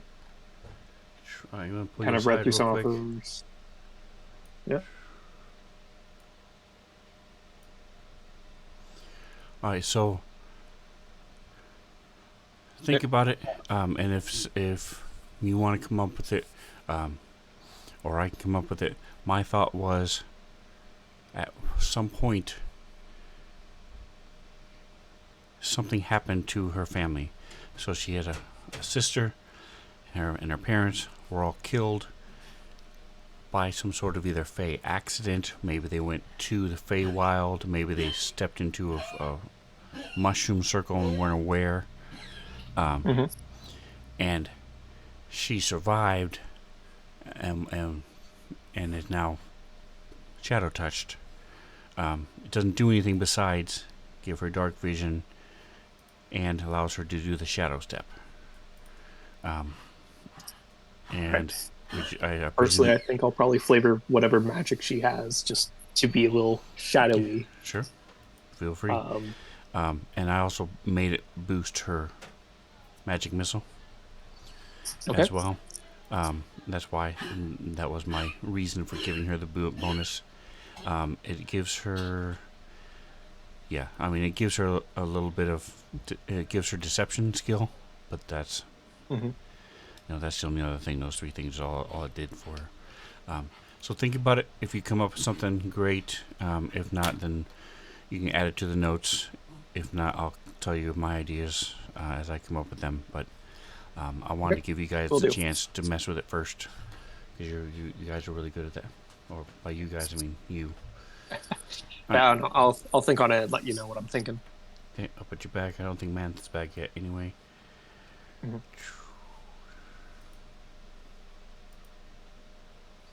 Alright, there we go. Alright, so she's definitely female.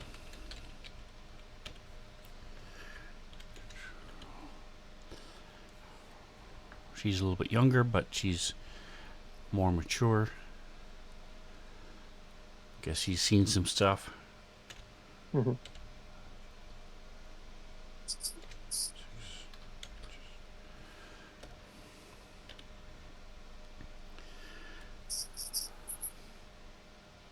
have no idea what's a good weight, so I'm just going to put that for now. There we go. Alright, that's close enough. Not really that important. There we go. Okay. So is Moichi ready to go? You have everything you need for her? Yep. Okay. Everything I think I would, need for general combat stuff. All right. Other stuff we can, I think, hand wave, or if it comes up, then we'll deal with it, like you said. Add her to the combat tracker. Zine to the combat tracker. Oh, he already was in the combat tracker. That's weird. Okay.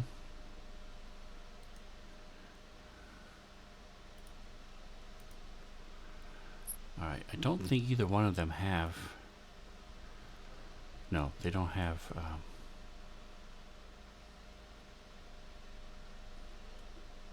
There you go, perfect. So if you don't have the... Yeah, that's a good point.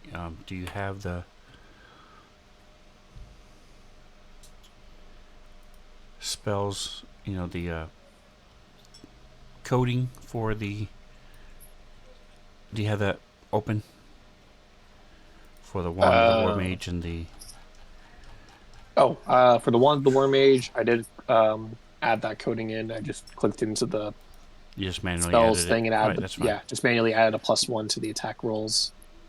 That won't actually end up I not think it taking does effect for a damage too. I while. think. Does it? I thought it was just +1 to the roll. Is it? Well, let me I said I don't remember off the top of my head. But I she's might have got just it missed in it. her inventory, so just Yeah. double check it. Let's see. Bonus to attack rolls. Oh, that's it. Okay. Yeah. Is it DC 2?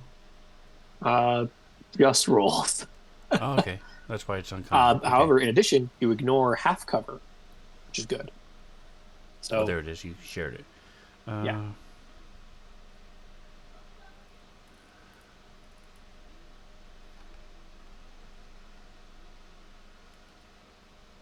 Okay. Yeah.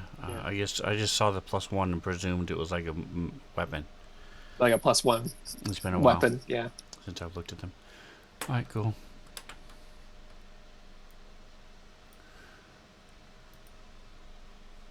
Okay, so you are.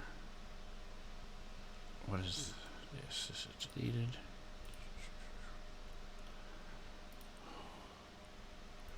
All right, so let me open up. I'm back. Open up the. All right, so you guys are finished talking with them. Are you just gonna send them out with a list, or are you gonna go buy it yourself and then come back? How are you going to get the gear for them? I think First At test, they least may never Ren come will back go with if you them. send Yeah. them with gold. I think Who we knows? go with them, and then to more like start the training. Like, hey, here's what you look for to buy. Nice, Nice. Here's like the quality, like here's like items where like you don't skimp on quality. Here's something that like, yeah, it's okay to get the cheaper one. Yeah. nice. Never overlook the quality of a good bedroll. Yes, yeah. True though. And the how to learn how to determine how something is magic. Yeah. There are certain signs like that's obviously magic. Some things are a little more subtler, like the knife that we sold to help pay for your gear.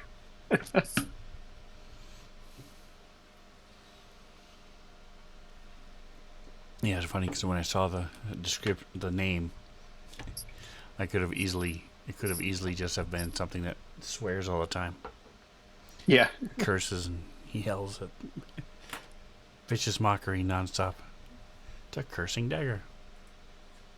Oh, okay. I'm like, seen the name of what?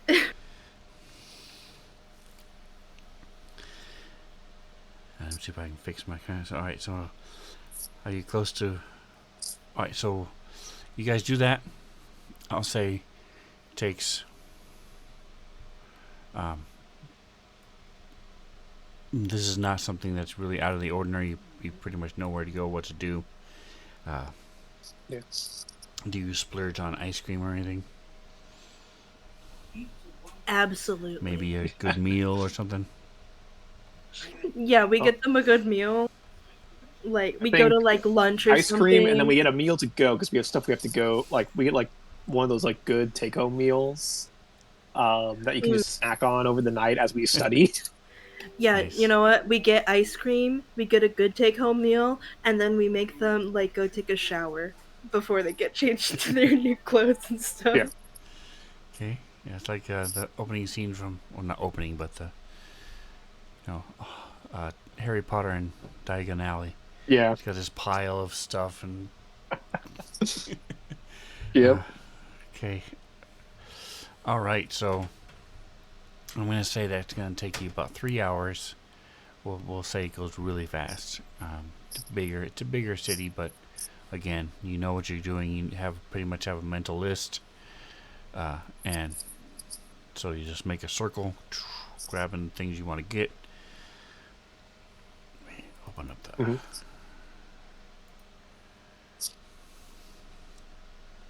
All right, the message of the day, we started at 2 o'clock, if I'm not mistaken. Oh, it's 3 o'clock, so it's 6 o'clock. 1800. When we get back, I check the package from the smithy.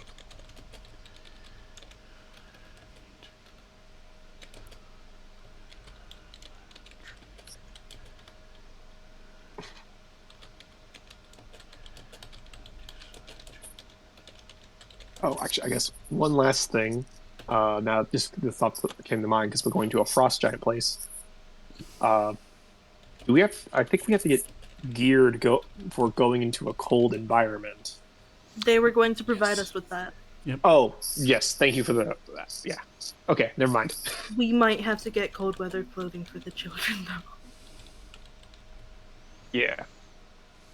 Uh, so we buy them two outfits. We buy them just just a new outfit for general use, and then when we buy them the cold weather outfit. Um.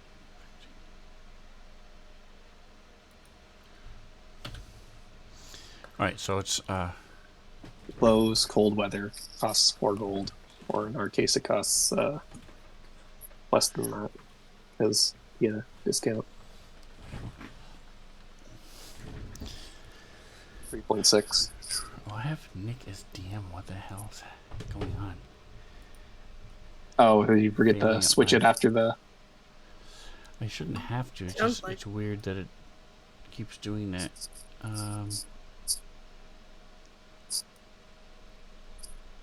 Dumb. All right. Alrighty. You get So everything it stands for Nick as Demand. I'm the game master. You're Demand. Let's see. Okay. I'm the damage man. Yeah, that too. Okay. So. Oh, I was trying to fix my stupid camera. All right, Mantha, are you close? I'm here. I do No, not know for Zine. what I'm. I do not know what I'm supposed to buy for this kid. I'm gonna be honest. Well, he's a spellcaster. I'm assuming he can't see in the dark, so a goggles of night vision. One of the war mage is a good, like starting item.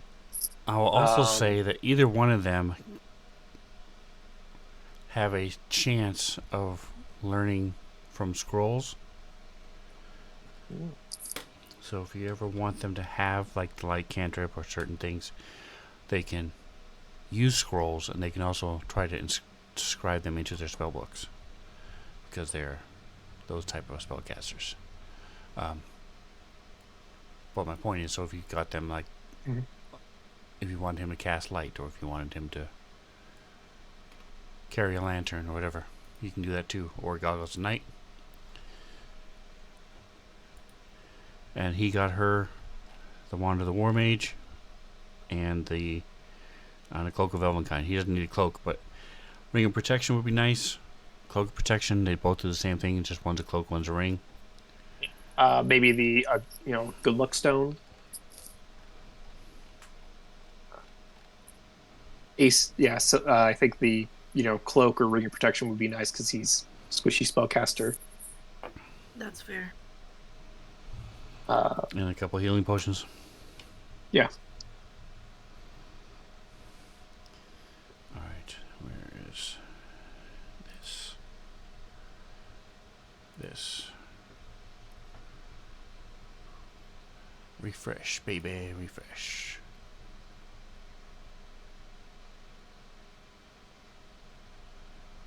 If you need more ideas, let me know. Alright, that seems to have worked. How Cool. much is a ring of protection? Because I can't look it up.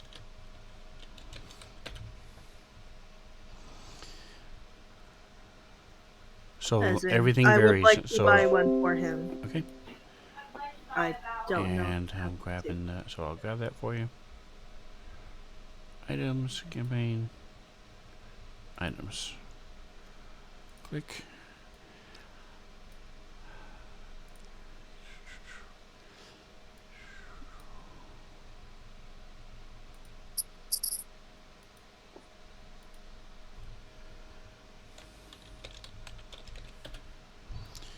Alright, so they also have amulet of protection. Cloak, ring. Here we go. And a scarab of protection. Alright, How does a scarab of protection work? it's a brooch. Mmm. A superbly engraved gold medallion set with a number of deep purple precious stones. But that's actually a little bit different.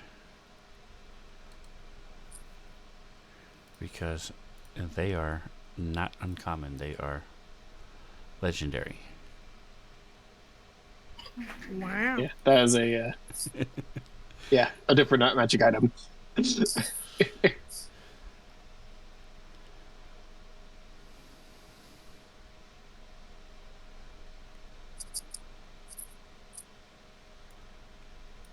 Click, go.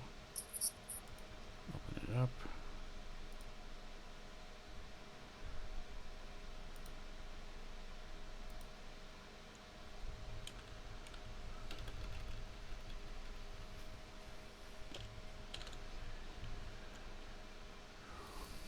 And so the items that are added to him, don't forget, are 10% less.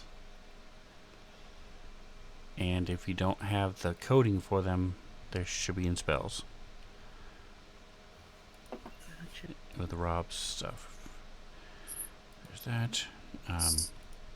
So do you want to get the Wand of the War Mage for him? Sure. I don't remember what that does. Plus 1 to attack with his spells. Yeah.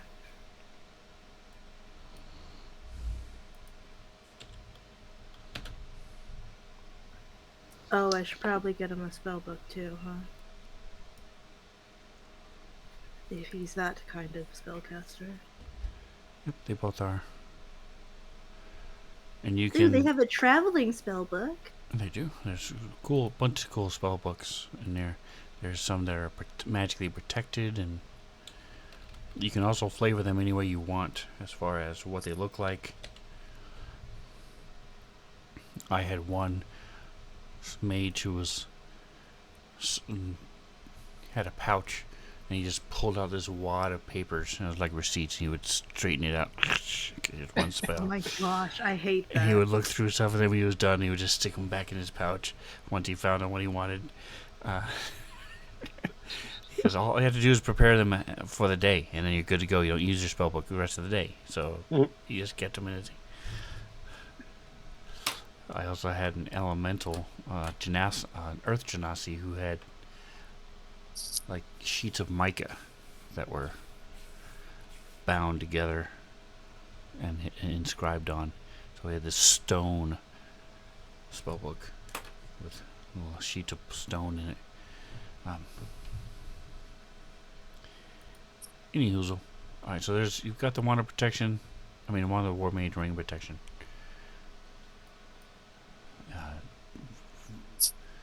Go.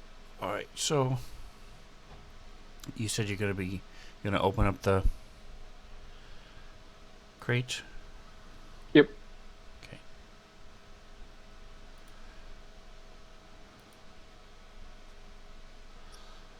I need to use some of my hotkeys again because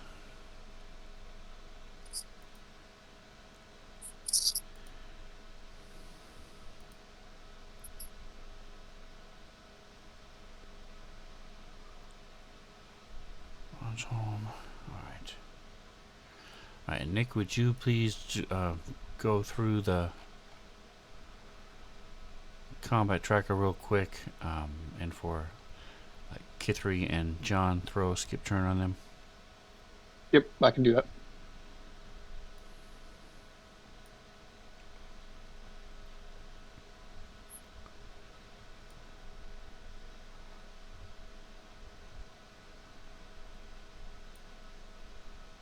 I think that's the right one.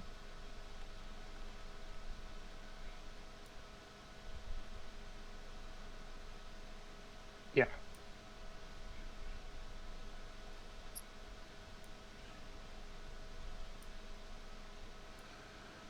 Alright, so you were talking to them, getting them ready to go, telling them, all right, this is. You guys can determine where you want them to stay. If you want them to stay in these empty rooms over here, or if you're gonna pay for inn overnight. Be thinking about that. As Tusk, as you open up this crate,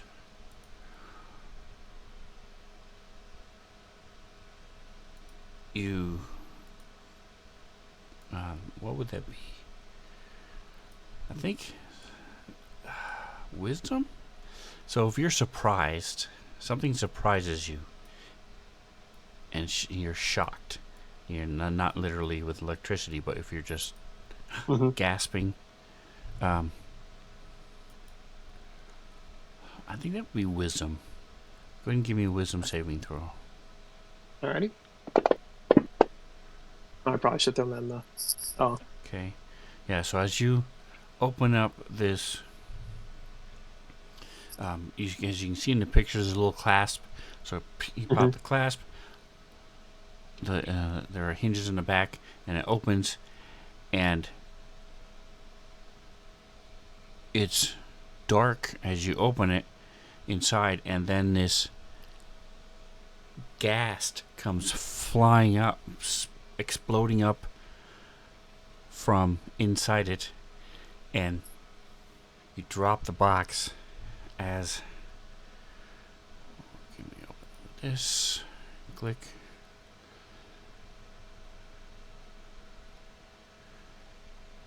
Wooden crate. Here it is. Let me do this.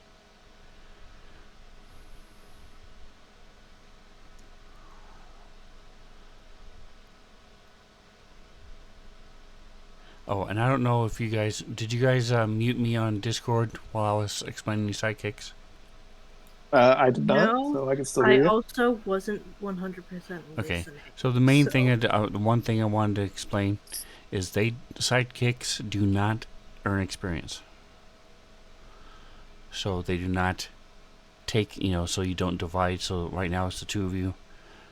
It's not, any experience you earn is divided by 2, not by 4. But they level up with the party. So as you guys level up, they will level up once they catch up to you. Like I said, right now they're gonna level up every fight, but rules as written, they level up with the party. So if you ever decide to use them, that's how it works.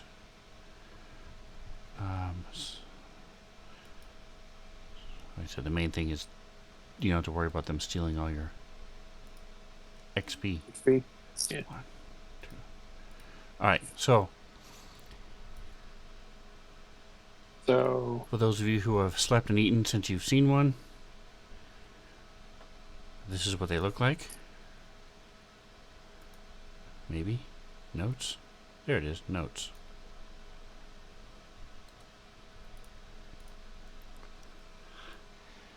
So it's in full size, comes almost like a Jack in the Box, but just keeps expanding, and you sort of your axe goes off.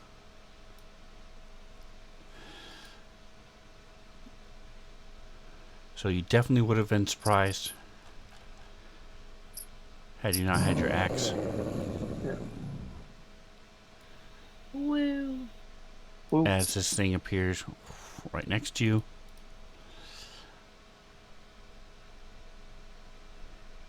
And so while you are not surprised, they are going to go first. And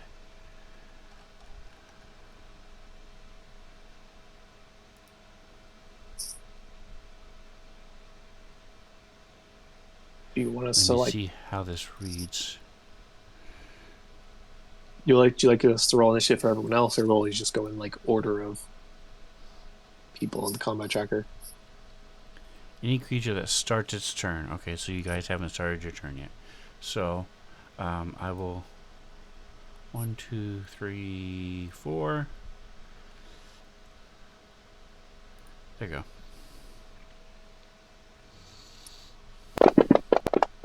Oh.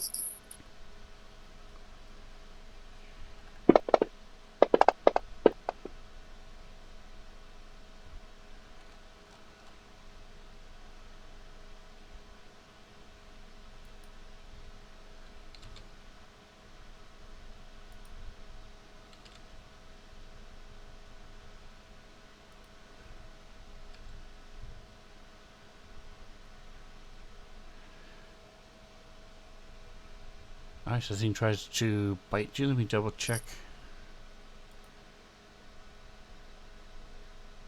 Here it is. I'm going to switch the view in just a moment, folks at home. Actually, I'm going to need to share the map again. I'm just going to drag it. That way it won't. I see you two have it open already, so I'll just drag it to him. Oh, did not mean to do that. There you go. It's right there. I got him locked now. There we go. Alright, I just don't remember if they have multi-attack. They do not. Boo. Okay. So I'm going to say this, as this thing is leading with its head, so it's going to bite you, or attempt to bite you. Alright, so here's this. Let me switch to that tabletop list. Move this up. Switch views. Genesis, you're going to be first. Once I get everything situated here.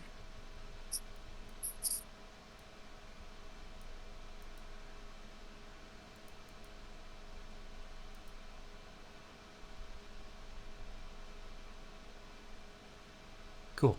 Alright, that looks good enough. Except Genesis is ginormous compared to everybody else.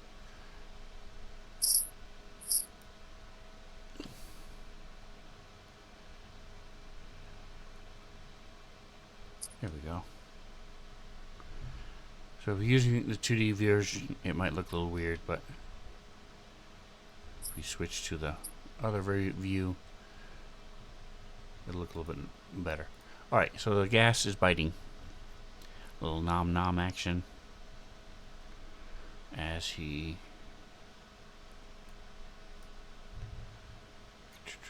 come on. Thank you.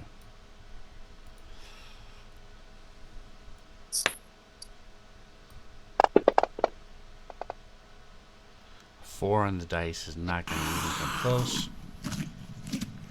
As before it even hits the floor, a second one comes popping out of it. Genesis, this is like Tusk is at his bag of holding and withdrawing something. It's just, it's the same similar effect that's happening as these things are popping out of this box.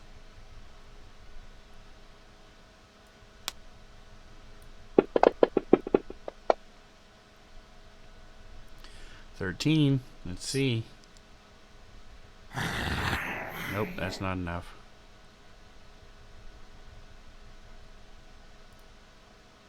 Alright, it bangs on the floor, and a third one pops out.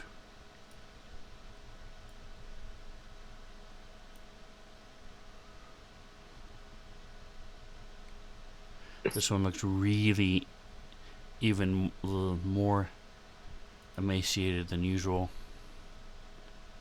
One might say unusually flimsy.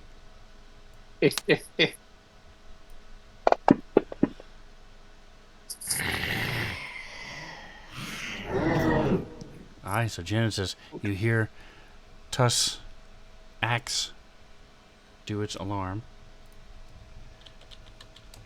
And he curses as the things pop out and try to bite him.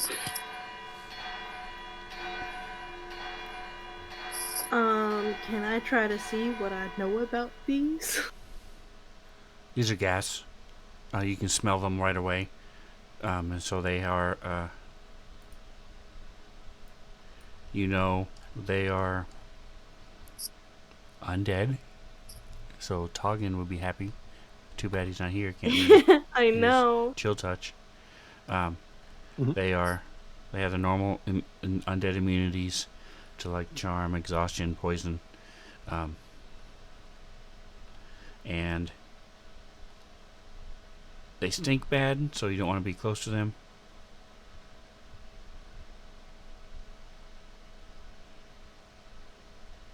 They are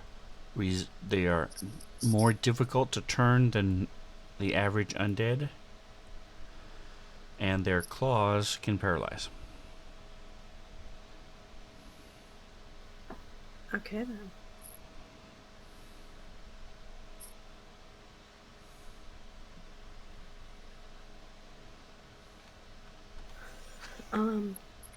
I think I might be a failure of the cleric if I don't try to turn them. Even though I know that they're difficult to turn. So Jen is going to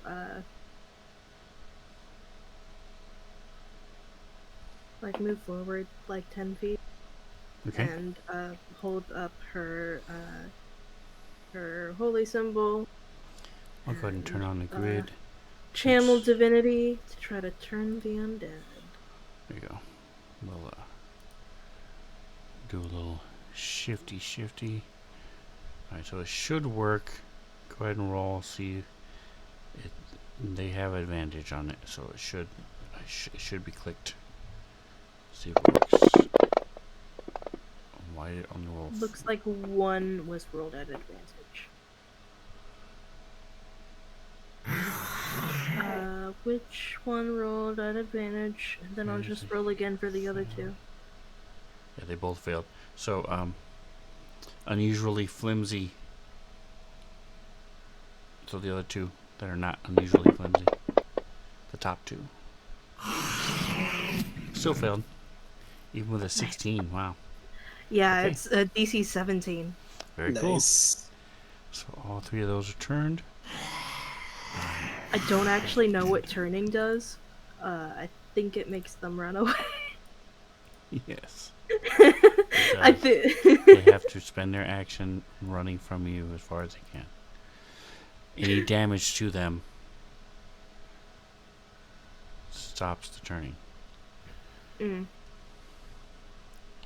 Alright.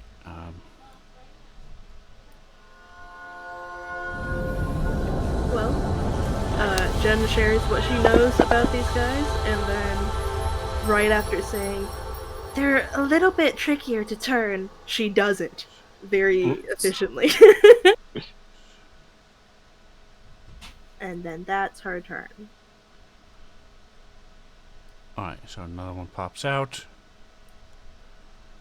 Actually, no, Oh, no. I rolled badly, so he rolls here.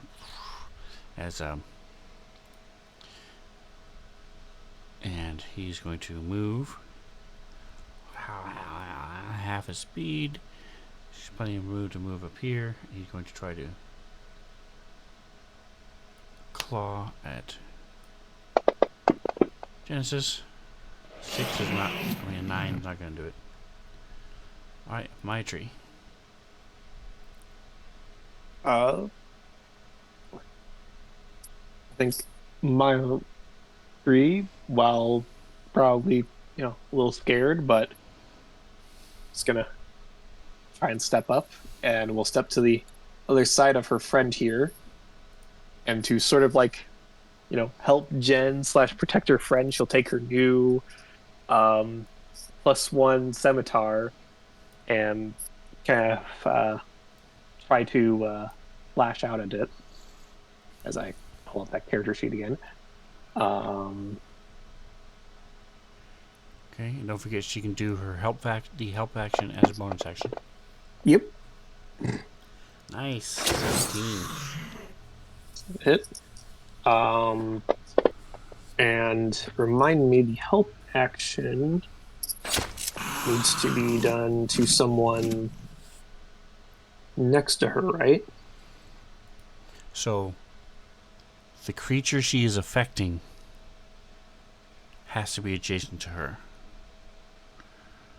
Okay. The person she's she's helping, doesn't matter as long as they can see. Actually, that doesn't even matter.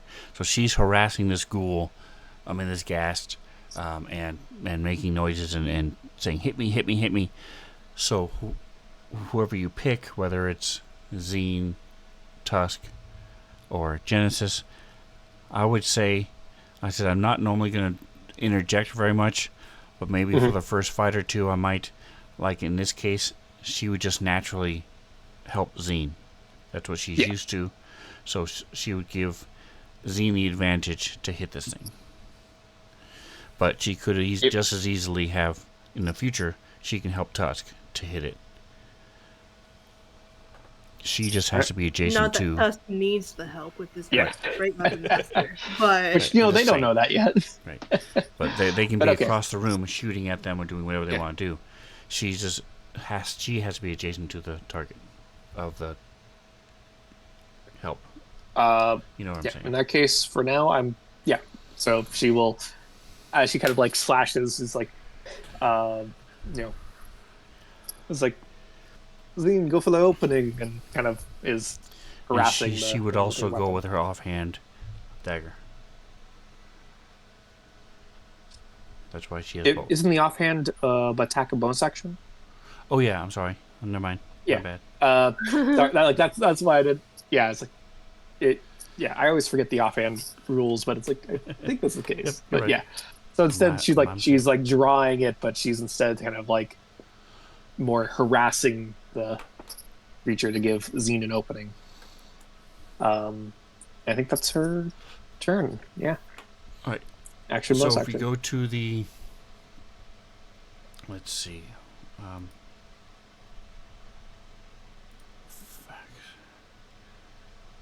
Well, for now you can just go to the effects, type in help, and drag it to him. But there's also, I believe in the spells, there's a help action. If you want to add it to her coding. Yep. It might even be one for the expert. So. I will look into that. For now, I'm just going to drag that. Cool. That works. Onto Zine. Gives him a help. Yep. Advantage on a check or an attack. Okay. All right. So 1, 2, 3, 4. That has the turn.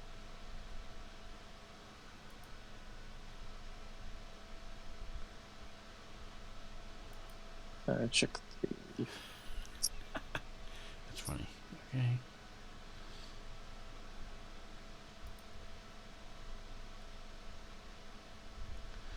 Alright, so stuff is happening. Tusk.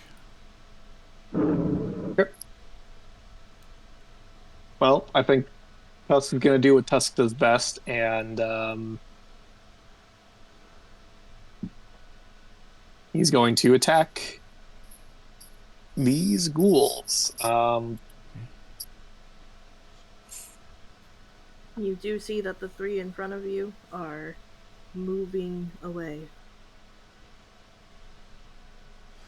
Although it's been a long time. I'm not sure it stops you, but...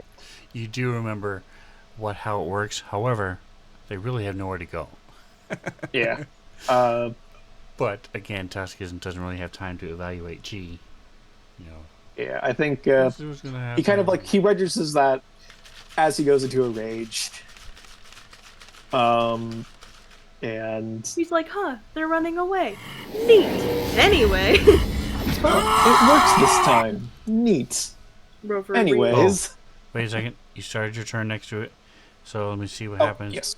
I'm sure nothing's going to happen to you because it's a very easy saving throw. Because, although I am that was going almost a to 1, so make sure. But if it was a 1, you can't roll a 1, so... True, I have to re-roll it, because I'm lucky tonight. I'm going to make you roll 3 times, because there's 3 of them there. Yeah, it's a DC 10, so... Yeah. All right. Then So you're fine. He's like, these guys stink, but I stink worse! My natural musk keeps that scent away from me. Yeah, I'm going to start with the unusually flimsy one. That was almost a 20. Rip. Well, unfortunately, that's a miss. But that one's a hit.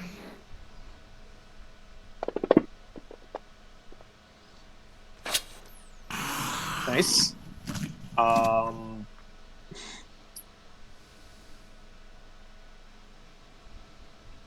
Yep. So yeah, no, like this is like kind of scratching up his nose. Swings down like between the two, but it's like still kind of coming out and forming itself. So like he misjudges the distance, and then corrects with his his second swing, kind of knocking it almost in towards Slinky as he's like almost tries to cleave through him, but only gets like part way. One of its arms is now just dangling. Okay. All right. But that's it. So that's it for Tusk. Come on. There we go. Yeah. Nice.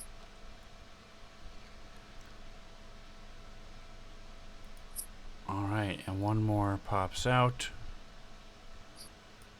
Bloop. His speed is that. World's worst Jack in the Box. Mm-hmm.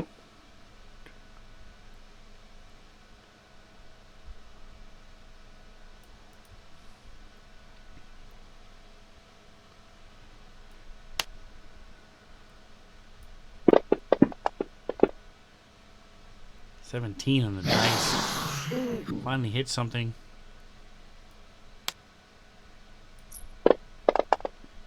I will say I did double check and make sure the AC was correct, so that is definitely a hit. All right. So Zine is adjacent to it, so he has to make a save.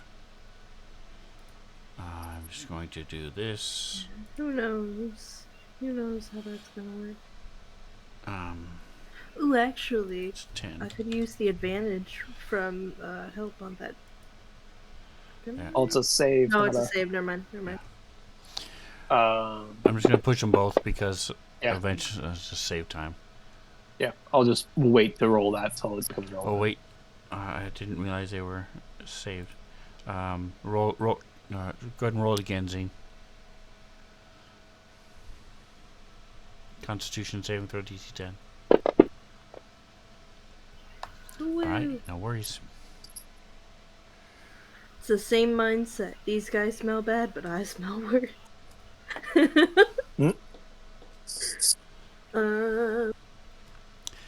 So again, he's panic. This is not something he's used to, so he would probably do one of his big spells. Mm-hmm. What is the thing forecasting a ranged spell when you're next to somebody? Disadvantage. Okay, yeah. Matching missile automatically hits, but Yeah, magic missile automatically hits, Yep. but the other one does more damage, so I think he would be doing that one.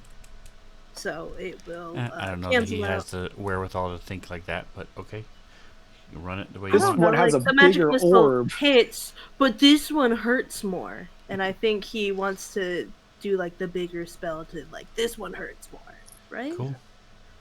All right, go for it. Yeah, and plus, he has advantage to counteract the disadvantage. Yeah, Exactly. exactly. Yep. So click disadvantage and then roll it. Moitri hasn't pointed me wrong yet. What And flavor is it going to be? you- Well, we'll see if it hits first. That's fair. We'll see if it hits. Oh no! So he hurls this like ball of lightning at this gas, but it's just all up in his face really quickly, and so he like stumbled on his feet as he was like trying to like. Right, so it hits the get away from it. bear rug and the lights on fire. As Okay, your the house bear starts rug is burning down. magical, so the bear rug is magical, so it can't do that.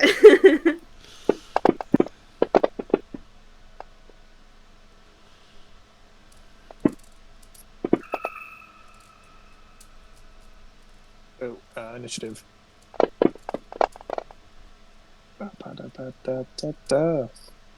Alright, so there we go. Alright, creative legwork. So he does a little shuffle. And then tries to slash at Genesis. Does a thing where like shuffles its feet back and forth, like it's going to do a kick, and then just punches you. Slash. Ooh, he actually hit. Holy Yeah, the snickies. footwork really did wonders for him. Everybody's Wow, surprised. crazy. Somebody hit Jen? Wild.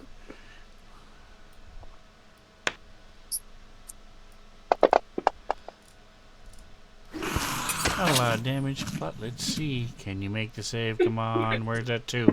Give me a 2. Nope. Okay. Make sure it's not anything stupid like. No, good. You're not immune. Yay. You have to keep saving. Awesome. Ooh,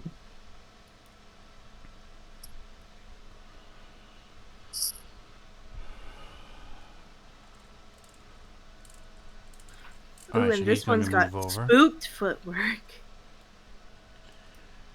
And he's going to come to Himself. the bloody Genesis. So, Moitri, Myotri. Yep.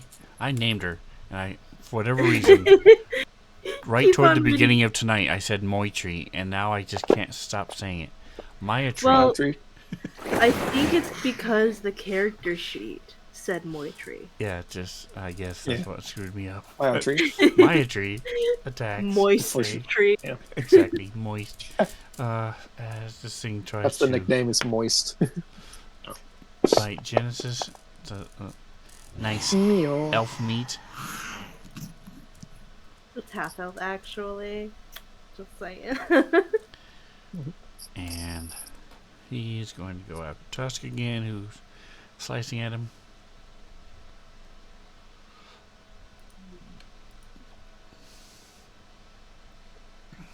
The claw. The claw. Still misses, even with advantage. He's running away. So, do you want to take your opportunity attack?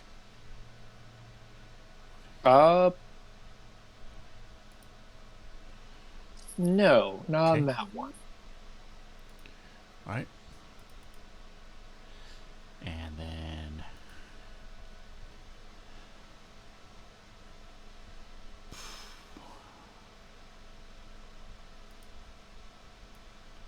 another one pops out.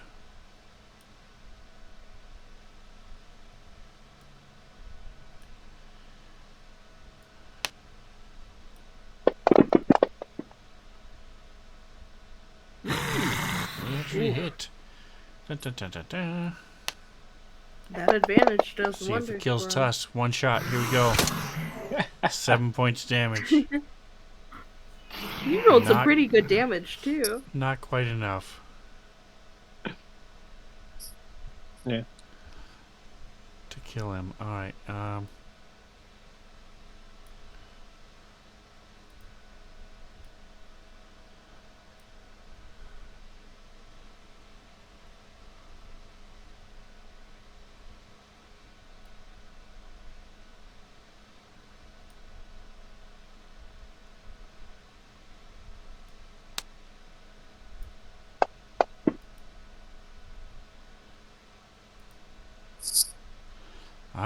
My tree.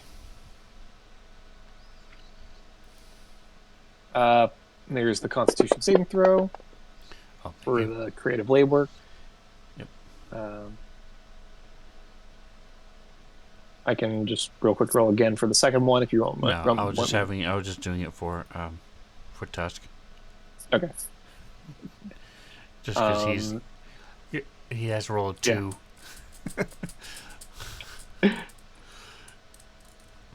Like you said, he re-rolls a 1, so 5% chance. So I'm taking as many chances as I can. Come on.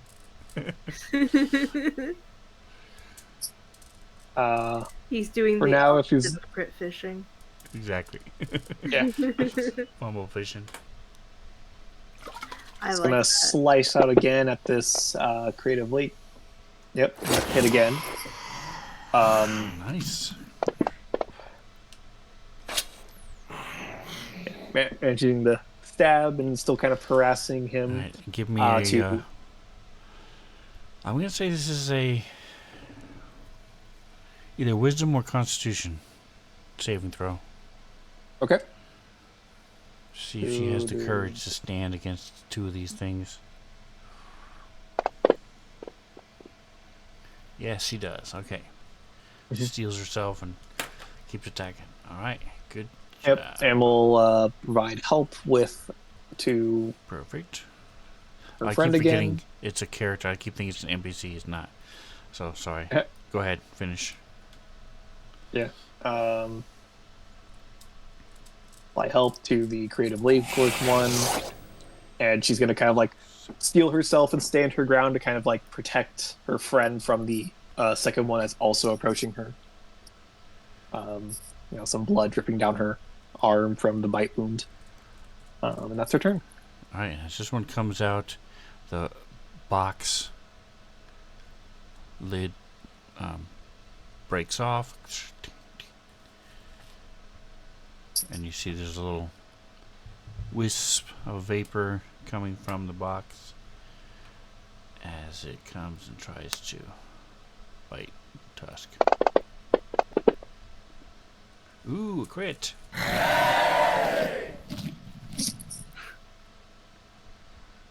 Ooh, it might do like double-digit damage. Oh, it will because we have the super crits. Yeah, you're right. Yeah. Oh, For a total of only rolled 11. twos for his other damage, but that's okay. Nice. See, and that's the exact reason why I'm using the improved crit, the crit max. Anyway, It is funny, if it rolled ones, it still would have been single digits. alright, Tusk, so give me 5 Constitution saving throws. Yep. There, as a real quick back to the page. 1, 2, 3, 4, 5. Wow, just there was a nat 1 in there. 1! Reroll it! Yeah! Yeah. Nice. Okay, no Good. worries. It's good to be a halfling. Right. Alright, so now your turn, go for it. Yep, now I'm going to do my usual reckless weapon master attack. I'm going to follow up on the one I was attacking last time. Why did not roll out advantage? I have that applied. Do I have disadvantage somewhere?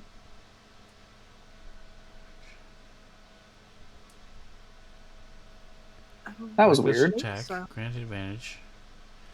I don't see where you have disadvantage anywhere. I don't know, that's weird. Did I have it? I rolled that time. Well, I didn't get a crit, Oh, you didn't have him targeted. I think that might be it. I don't know. I don't know. It's working now. Where this first one hits, it's good. There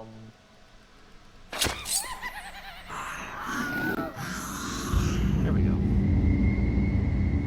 Nice. Kill one. I'm gonna move on to the spooked footwork. That's just below me. Roll a second attack.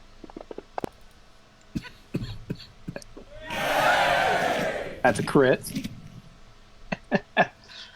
Nope, that's the wrong one. Doop.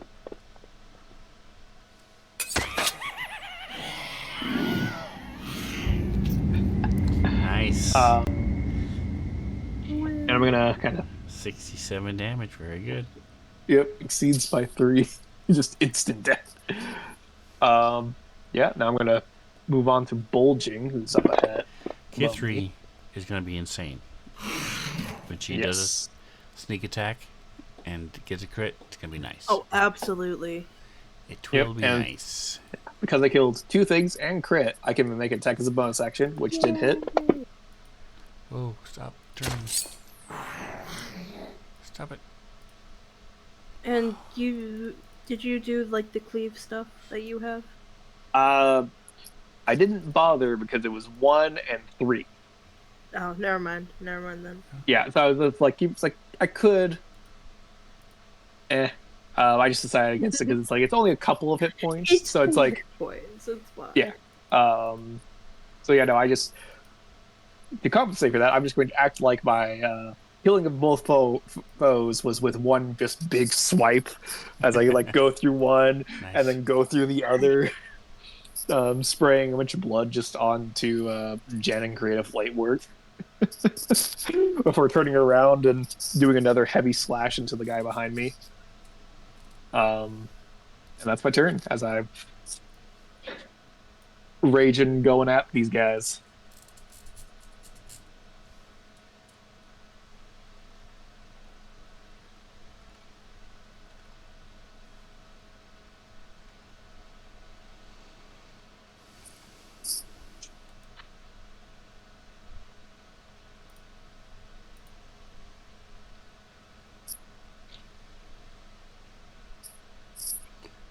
Alright, so give me just a second here. Stuff is happening.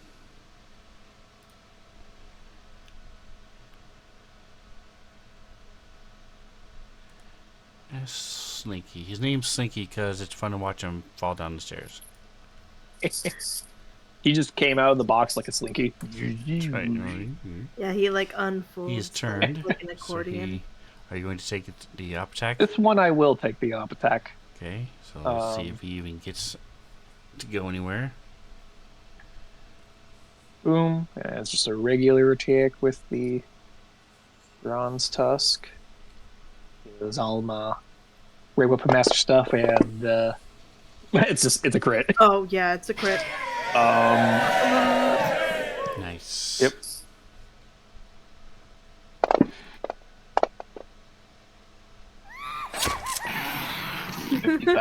Not quite. Very close. He's probably got like a hit point. Yeah. Like he turns away, and I just like open up his like slash right across his back so you can like see his spine. But he's still like sort of attached because he's like undead, so he's still sort of going. But like I've just like completely opened up his back. Alright, so he turns around and will attack. Yep.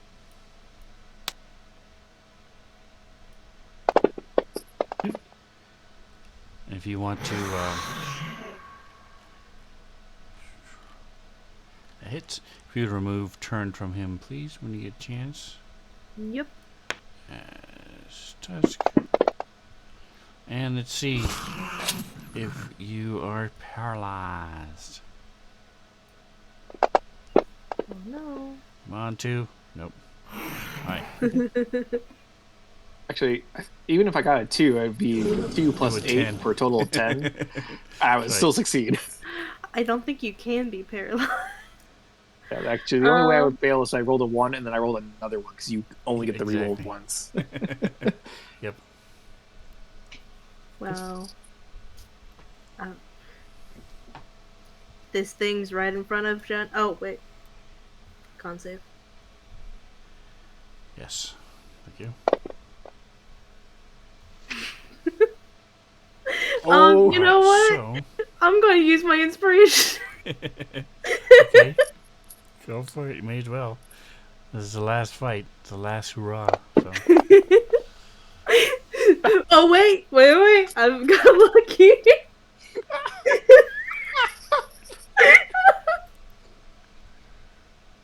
You gonna use a lucky point on that? Because it's funny? Yes. Yeah. Roll another 4. Hey,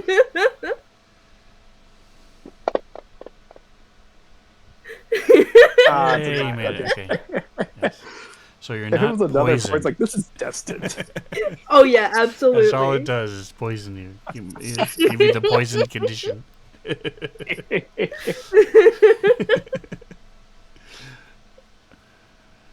Well, this thing is right in front of Jen. So she's gonna go ahead and take her sword and hit it. Or try to hit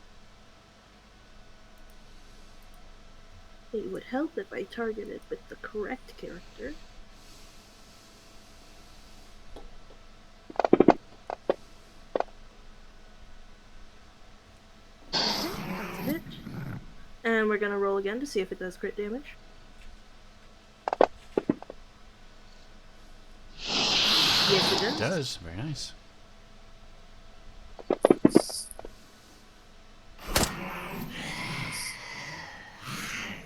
Okay, cool. And she's gonna go ahead and use her bonus action, like I should have done last turn, to cast, what is it? Spiritual Weapon. And just because I don't think we're gonna fight again, she's gonna upcast it to level 4 so it does extra damage. Alright, do you have the token? I do not. Alright, so ping where you want it.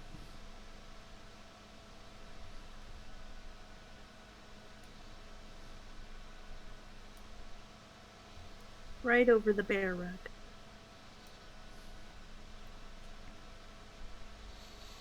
Okay, and that spiritual weapon, as part of casting, is going to go ahead and make a melee attack.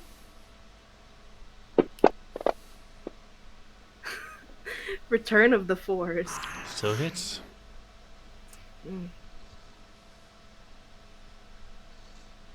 And it does that damage. And it is heavily damaged now. And that's... yeah, Jen's gonna go ahead and move to try to distract this ghast a little bit more to give my tree an advantage. Alright, and where are you moving it to? Where are you moving to? She's moving right there so that my tree will get flanking. Okay. Good learning experience. Alright, and Zine. Chromatic Orb did not work out for him, so he's going with Magic Missile. And it's going to be at the one that's right next to him, because it's right next to him. And the spell is correct. What do you mean? That it just does the damage? No, because when you roll it, it does not do 1d4 plus 1. Oh, gotcha. So, question, because I know that this is hotly contested. Do I roll 1d4 plus 3 times, or do I do it once and multiply that by 3? Per Jeremy Crawford, who is the D&D deity, it's your choice. But you have to say it beforehand. So you can choose to do all 3. And the way I do it, thematically, role-playing wise, is if you do all 3 at once, then they all come out at the same time, and then come and hit. If you're doing 3 individual ones, they come out poop like a bullet. Boom, boom, boom. So. I think I will go ahead and roll individually. Good. So they come out boom, boom, boom. Gotcha.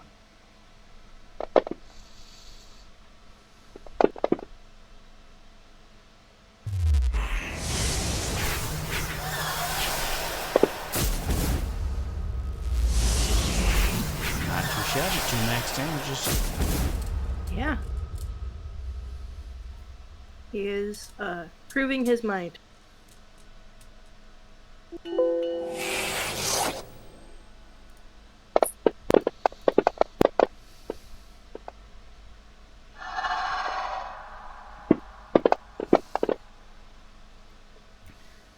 Actually, Ooh, I look at can't that. roll nat ones today. So... No, that's Jen Zine. can't roll that once. I'm kidding. I'm kidding. The Genesis rolled 2 ones. Yeah. 3 rolls. You got 2. 2 1. She ended up with another 4, so I wouldn't push it. Okay, control. Lucky number 4. The Force awakens. May the Force be with you. There's Revenge of the Fifth. 40% chance he's going to use his bite. Because you are a gross orc. If you were a nice elf, it'd be different. Alright, so he rolled a 70. I don't know how meat on me. So Hot he muscle. is going to claw. Mm. Crit. Damn. Damn. Oh, the other one looked like it was a 1. I was like, wow, just both ends of the spectrum. Alright, let's see. Okay. You did not double 1, so. If only. Oh, he does scrape, so it licks his hand.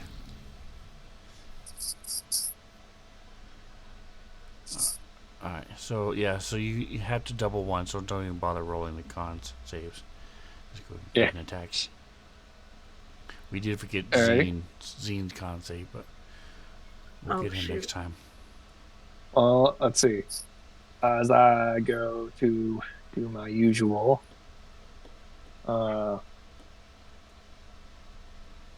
reckless Grey Elf Master attack. I'm going to start with Slinky, and he will shortly not be here. He will shortly be a fine mist. He will be missed. Exactly.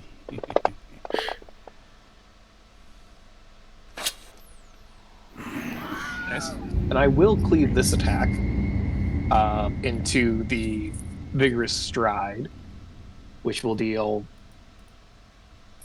20 damage because it's exceeded by 20. And the same creature I know will hit him as well.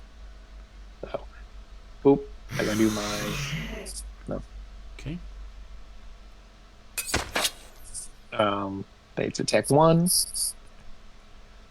Is that I can do my second attack? I will attack Bulging, or my second attack. Hit. Roll damage. Critical pull. And because I already killed something this turn, I get an attack in the bonus action, which I will take, also on Bulging. And that's a crit. Unfortunately, I already did my cleave this turn, so...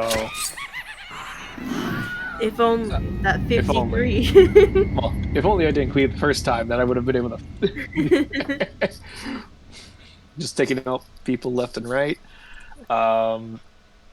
But that is his turn, as he, takes out one, as he, goes through one of them into the other guy, brings it around to then do 2 quick strikes to just bisect or, trisect, the...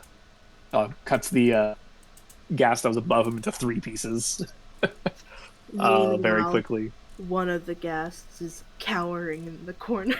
There's just blood everywhere, for his or this undead ghast's blood is just everywhere in our living room. It's going to be a pain to clean up later. Yeah.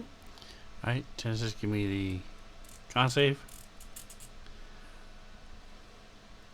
4. Nice. Nice. Almost a 4. Yeah. Close enough. Okay, and technically it wouldn't really be hitting first because reasons, but I have my page scrolled to it, so the spiritual weapon is going to attack first.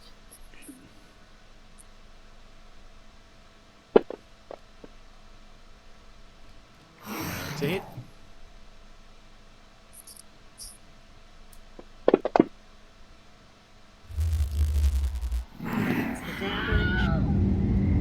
Nice. Oh no, I'm no longer flanking.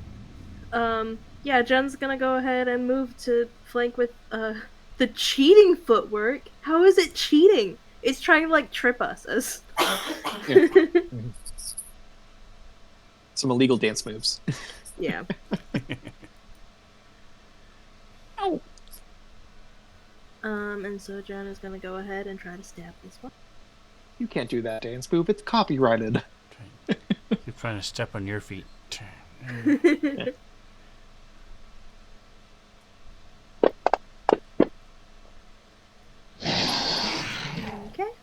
again to see if it's crit damage. The 4s, they're coming at me. It does normal Unfortunate. damage. Unfortunate. Unfortunate. You even rolled a 4 on damage. Oh, I guess technically I would have a +1 for flanking, but I don't think their AC is 12. So, I'm yeah. pretty sure it's like 13. Yeah, and the spiritual weapon is a bonus action, so I can't do bard stuff. It's fine.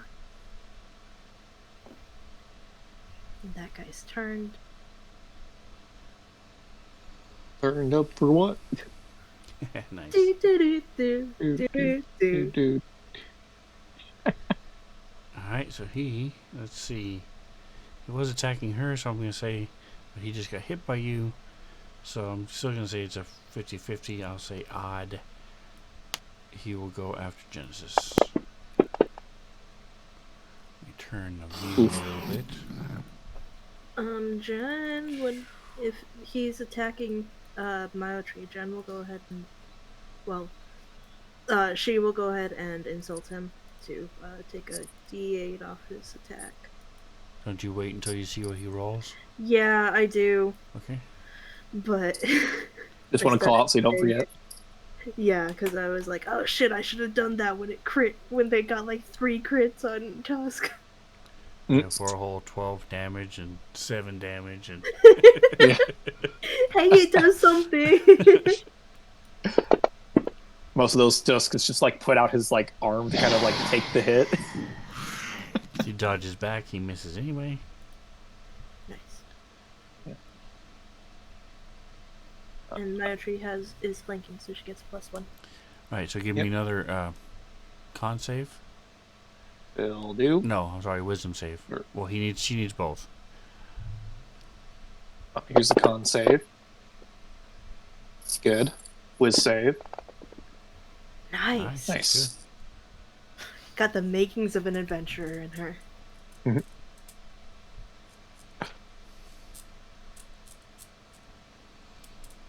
So if she's attacking, she does have spells, but if she does attacking, she does have advantage. I mean, not advantage. +1. Yeah. Thank you. Uh, I get to use my special Sinoscape thing. Where is it? yeah. I think she will keep attacking the situation. So +1. Here it And is. we'll do the scimitar. That's a that 1.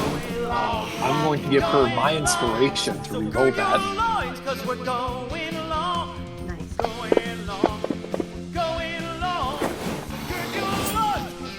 Still a miss, but oh well. Anyway, it's instead of using her bonus action to help this time, she'll use her bonus action to offhanded attack with her dagger. Okay. Make sure I click this into offhanded mode. And then we'll slice. Yeah, no, so she goes to like stab or slice with a scimitar, but kind of it turns out to be like a feint as she comes in with her offhand with the dagger, slicing across him for a little bit of damage. Nice.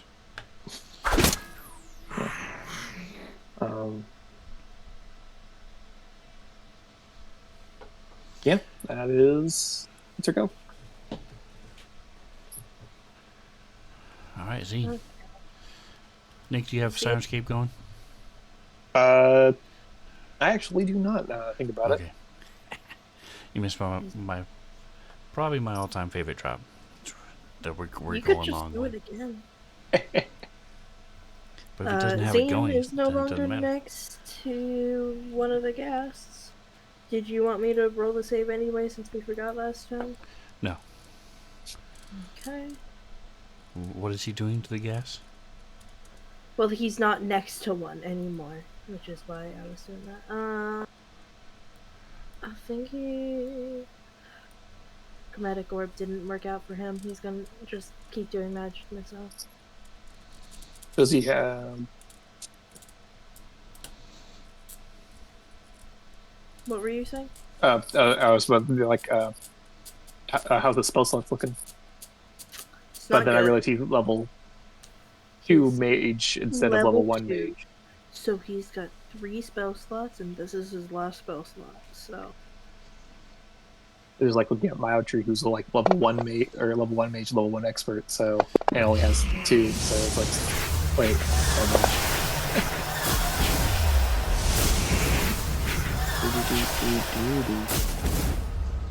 Nice. and Zine is all magicked out now. He can mend them if if he wants. And Mage Hand. And Mage Hand, he High could five. get his Mage Hands all over him. High five to the face. High five to the left. Alright, so we'll just finish this real quick. Yep, And we'll be done. works for me. I don't really want to extend this to the next round.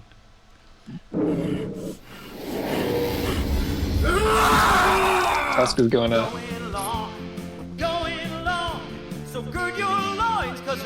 swipe at this guy. If I my character sheet.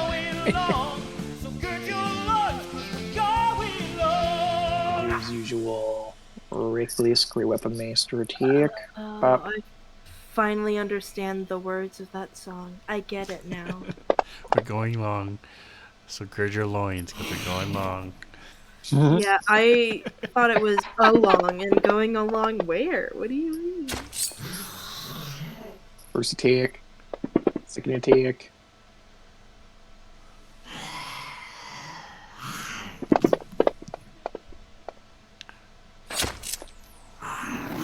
Healed it, is going to move up on I thought you were this just guy going to before. throw it. But then again, you might hit the bar, so. Exactly. Yeah. Very Crash dangerous. into this explosion of alcohol everywhere. Bro, Put that alcohol on this thing.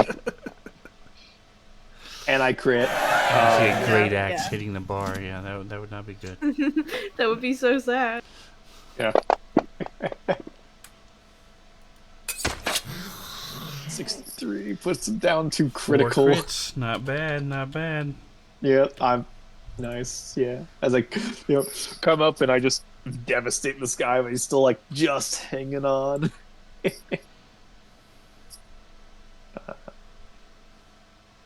So he's no longer turned.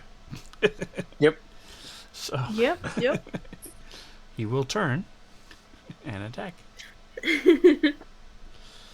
I'm actually gonna say it's his last dying hurrah. He's going to do both. As he bites into you, bites into your shoulder. Actually, no, it'll be probably closer to your Side. kidney, and then tries to claw at you and misses. Alright. Yeah, just hand out or arm out, just like stopping it before he even Alright. gets to me. Constitution and wisdom. Yep. Con save, wisdom save. Doing quite well. Man, she's doing great. I'm so proud of her. Yeah. I think this time, just because she wants to show off her skills, she'll use her magic missile, so Myotree's missile. So she kind of like takes her scimitar that now has like a ruby embedded into the hilt, kind of like glows as she channels her magic, kind of drags the tip of it into her like shadow. As she pulls it up, these like 3 like shadowy orbs come up as the launch into the gas. Now, same thing. This I don't one, know if you're listening to the conversation, but you can either do all 3 doing the same damage or individual 3. this one I'm gonna have them all 3 do the same damage. Nice. So just roll once and then drag it to that damage. Aw, sad. So sad.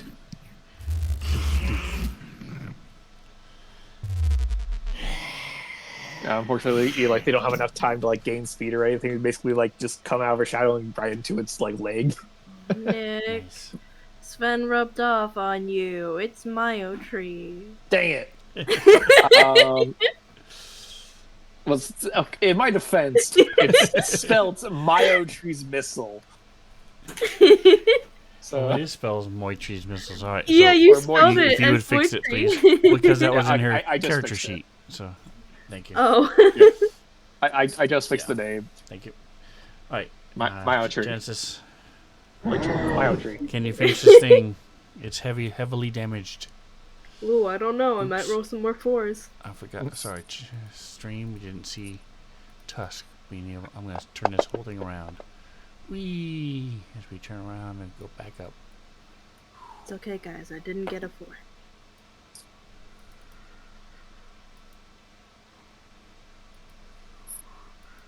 Here we go. So the Yeah, spiritual you weapon finished is it. taking a shot. A little bonk action. A little bonky action. And then using the bonks as distraction, Jen's gonna go ahead and try to stay.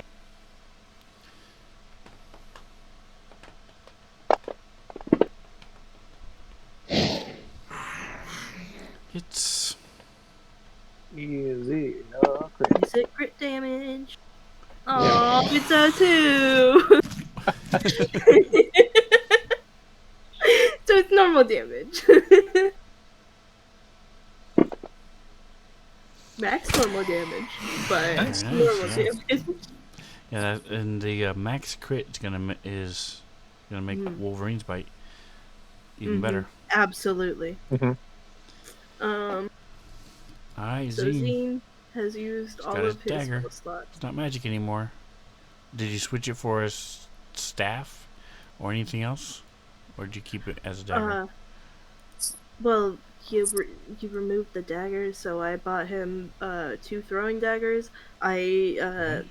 Meaning to at some point talk to you to get like a +1 something or other. But right now he's got throwing daggers in his inventory, and they You do can get the like a same +1 damage. sling or a dagger returning. Yeah, that's probably what I'm gonna end up doing. But for now, Spear. he's got throwing Spears daggers. are always good because you can use it like a walking staff, and then stab people if he has to, or throw it. So Yeah. spears are overlooked, I think, in D&D. Oh no! It's definitely because I wasn't using the dice that I chose for him. That's the reason. Exactly. But yeah, he's used to like trying to like stab things, so throwing the stabby is still a little bit new. So he misses because he doesn't want to stab Myotree. Alright, well, this thing is not dead, so we get to attack again. So this time, both of you hit him. So I'm going to say it's 1 through 6 is Myotree, because. No, Genesis missed. So 1 through 6 is Genesis. Bro, Alright, going after Myotree again. I if meant he 1 through does 4. hit but Myotree, the point is, Jen still is does. going to insult it. Nope.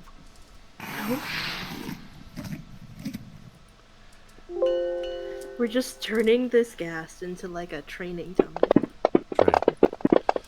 He's not doing damage, but he's not dying, so.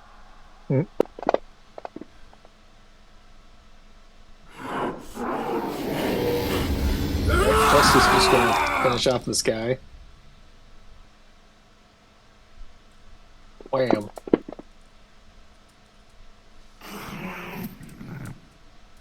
Missed.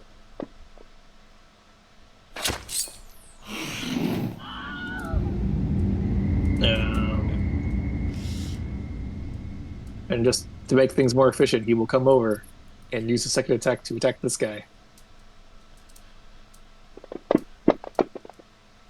And that's a crit. Nice. The crit! 5th crit of the fight. Fuck him up! Yeah. Oh wow, that's a lot of ones. Are you feeling okay? Oof.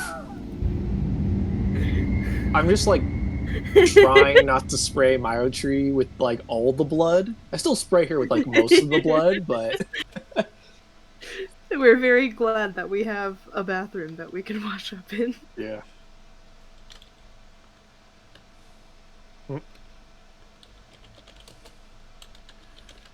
All right, so they do. They will level up. The only thing you guys really have to worry about is I'm going to bed. Nick. You need to decide what kind which one she's gonna level up in, and then Zine will get a new spell. Okay, let me click, and level them up real quick. Take just I think a moment. my tree will do for this level, a level 1 expert. Okay, so here's spellcaster. Alright, so Zine is leveled up. Let me add to his average hit point was 5. So he's actually going to get 2 more. So he's at 31. Okay. Zine doesn't get anything else except his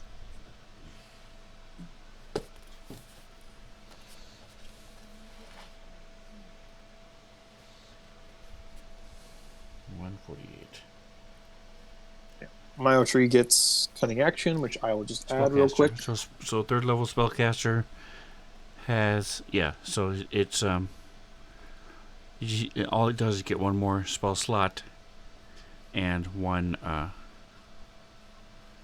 spell known. Where is the spell list? Where do I look? Wizard.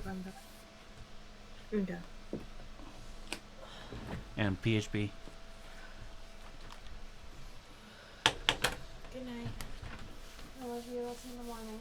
I have a special breakfast for you. Yes, I'm looking forward to it. Sleep well.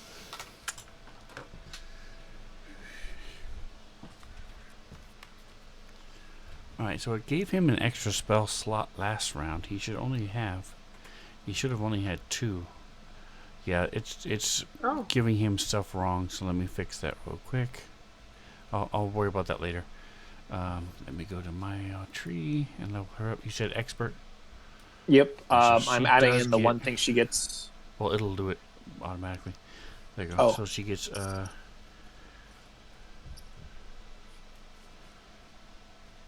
additional. Okay, so her hit points was 4. She should get Cunning action. 8 plus. Why didn't it add cunning action? Does she get that at 2 or 3? 2. Okay. So yeah, I don't know why I didn't add it to her. I'll manually add real quick. It's just a description. So she should have 8 plus her con is 9. It gave her 4, so 5 more, so 37. Okay.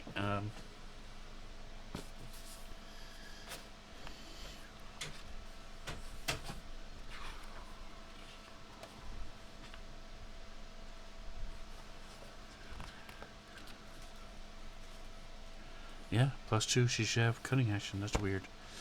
It might be because I multi-classed her, and maybe they aren't supposed to multi-class. I don't know, but let's see. Abilities. Oh, it's in her features, or did you add it to her features? I just added it to the features. Okay, perfect. Alright, so only thing I need to do is fix him. Yep. Come on. Yeah. Cunning action. It's always very helpful. I agree. Rest.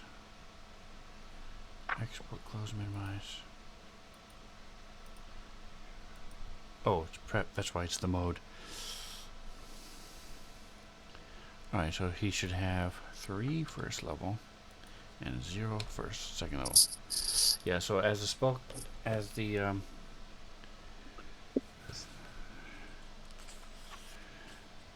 second level, he should have had 2 spells known, 2 and 2 first level spell slots. It does not go. The spell slots do not go up at second level. So at third level, they get 3 spell slots, and then they have 3 spells known. So he'll get one more. And then next level, the only thing that changes is he gets one more cantrip. But he'll also have an ASI. Alright guys, well thank you so much for playing.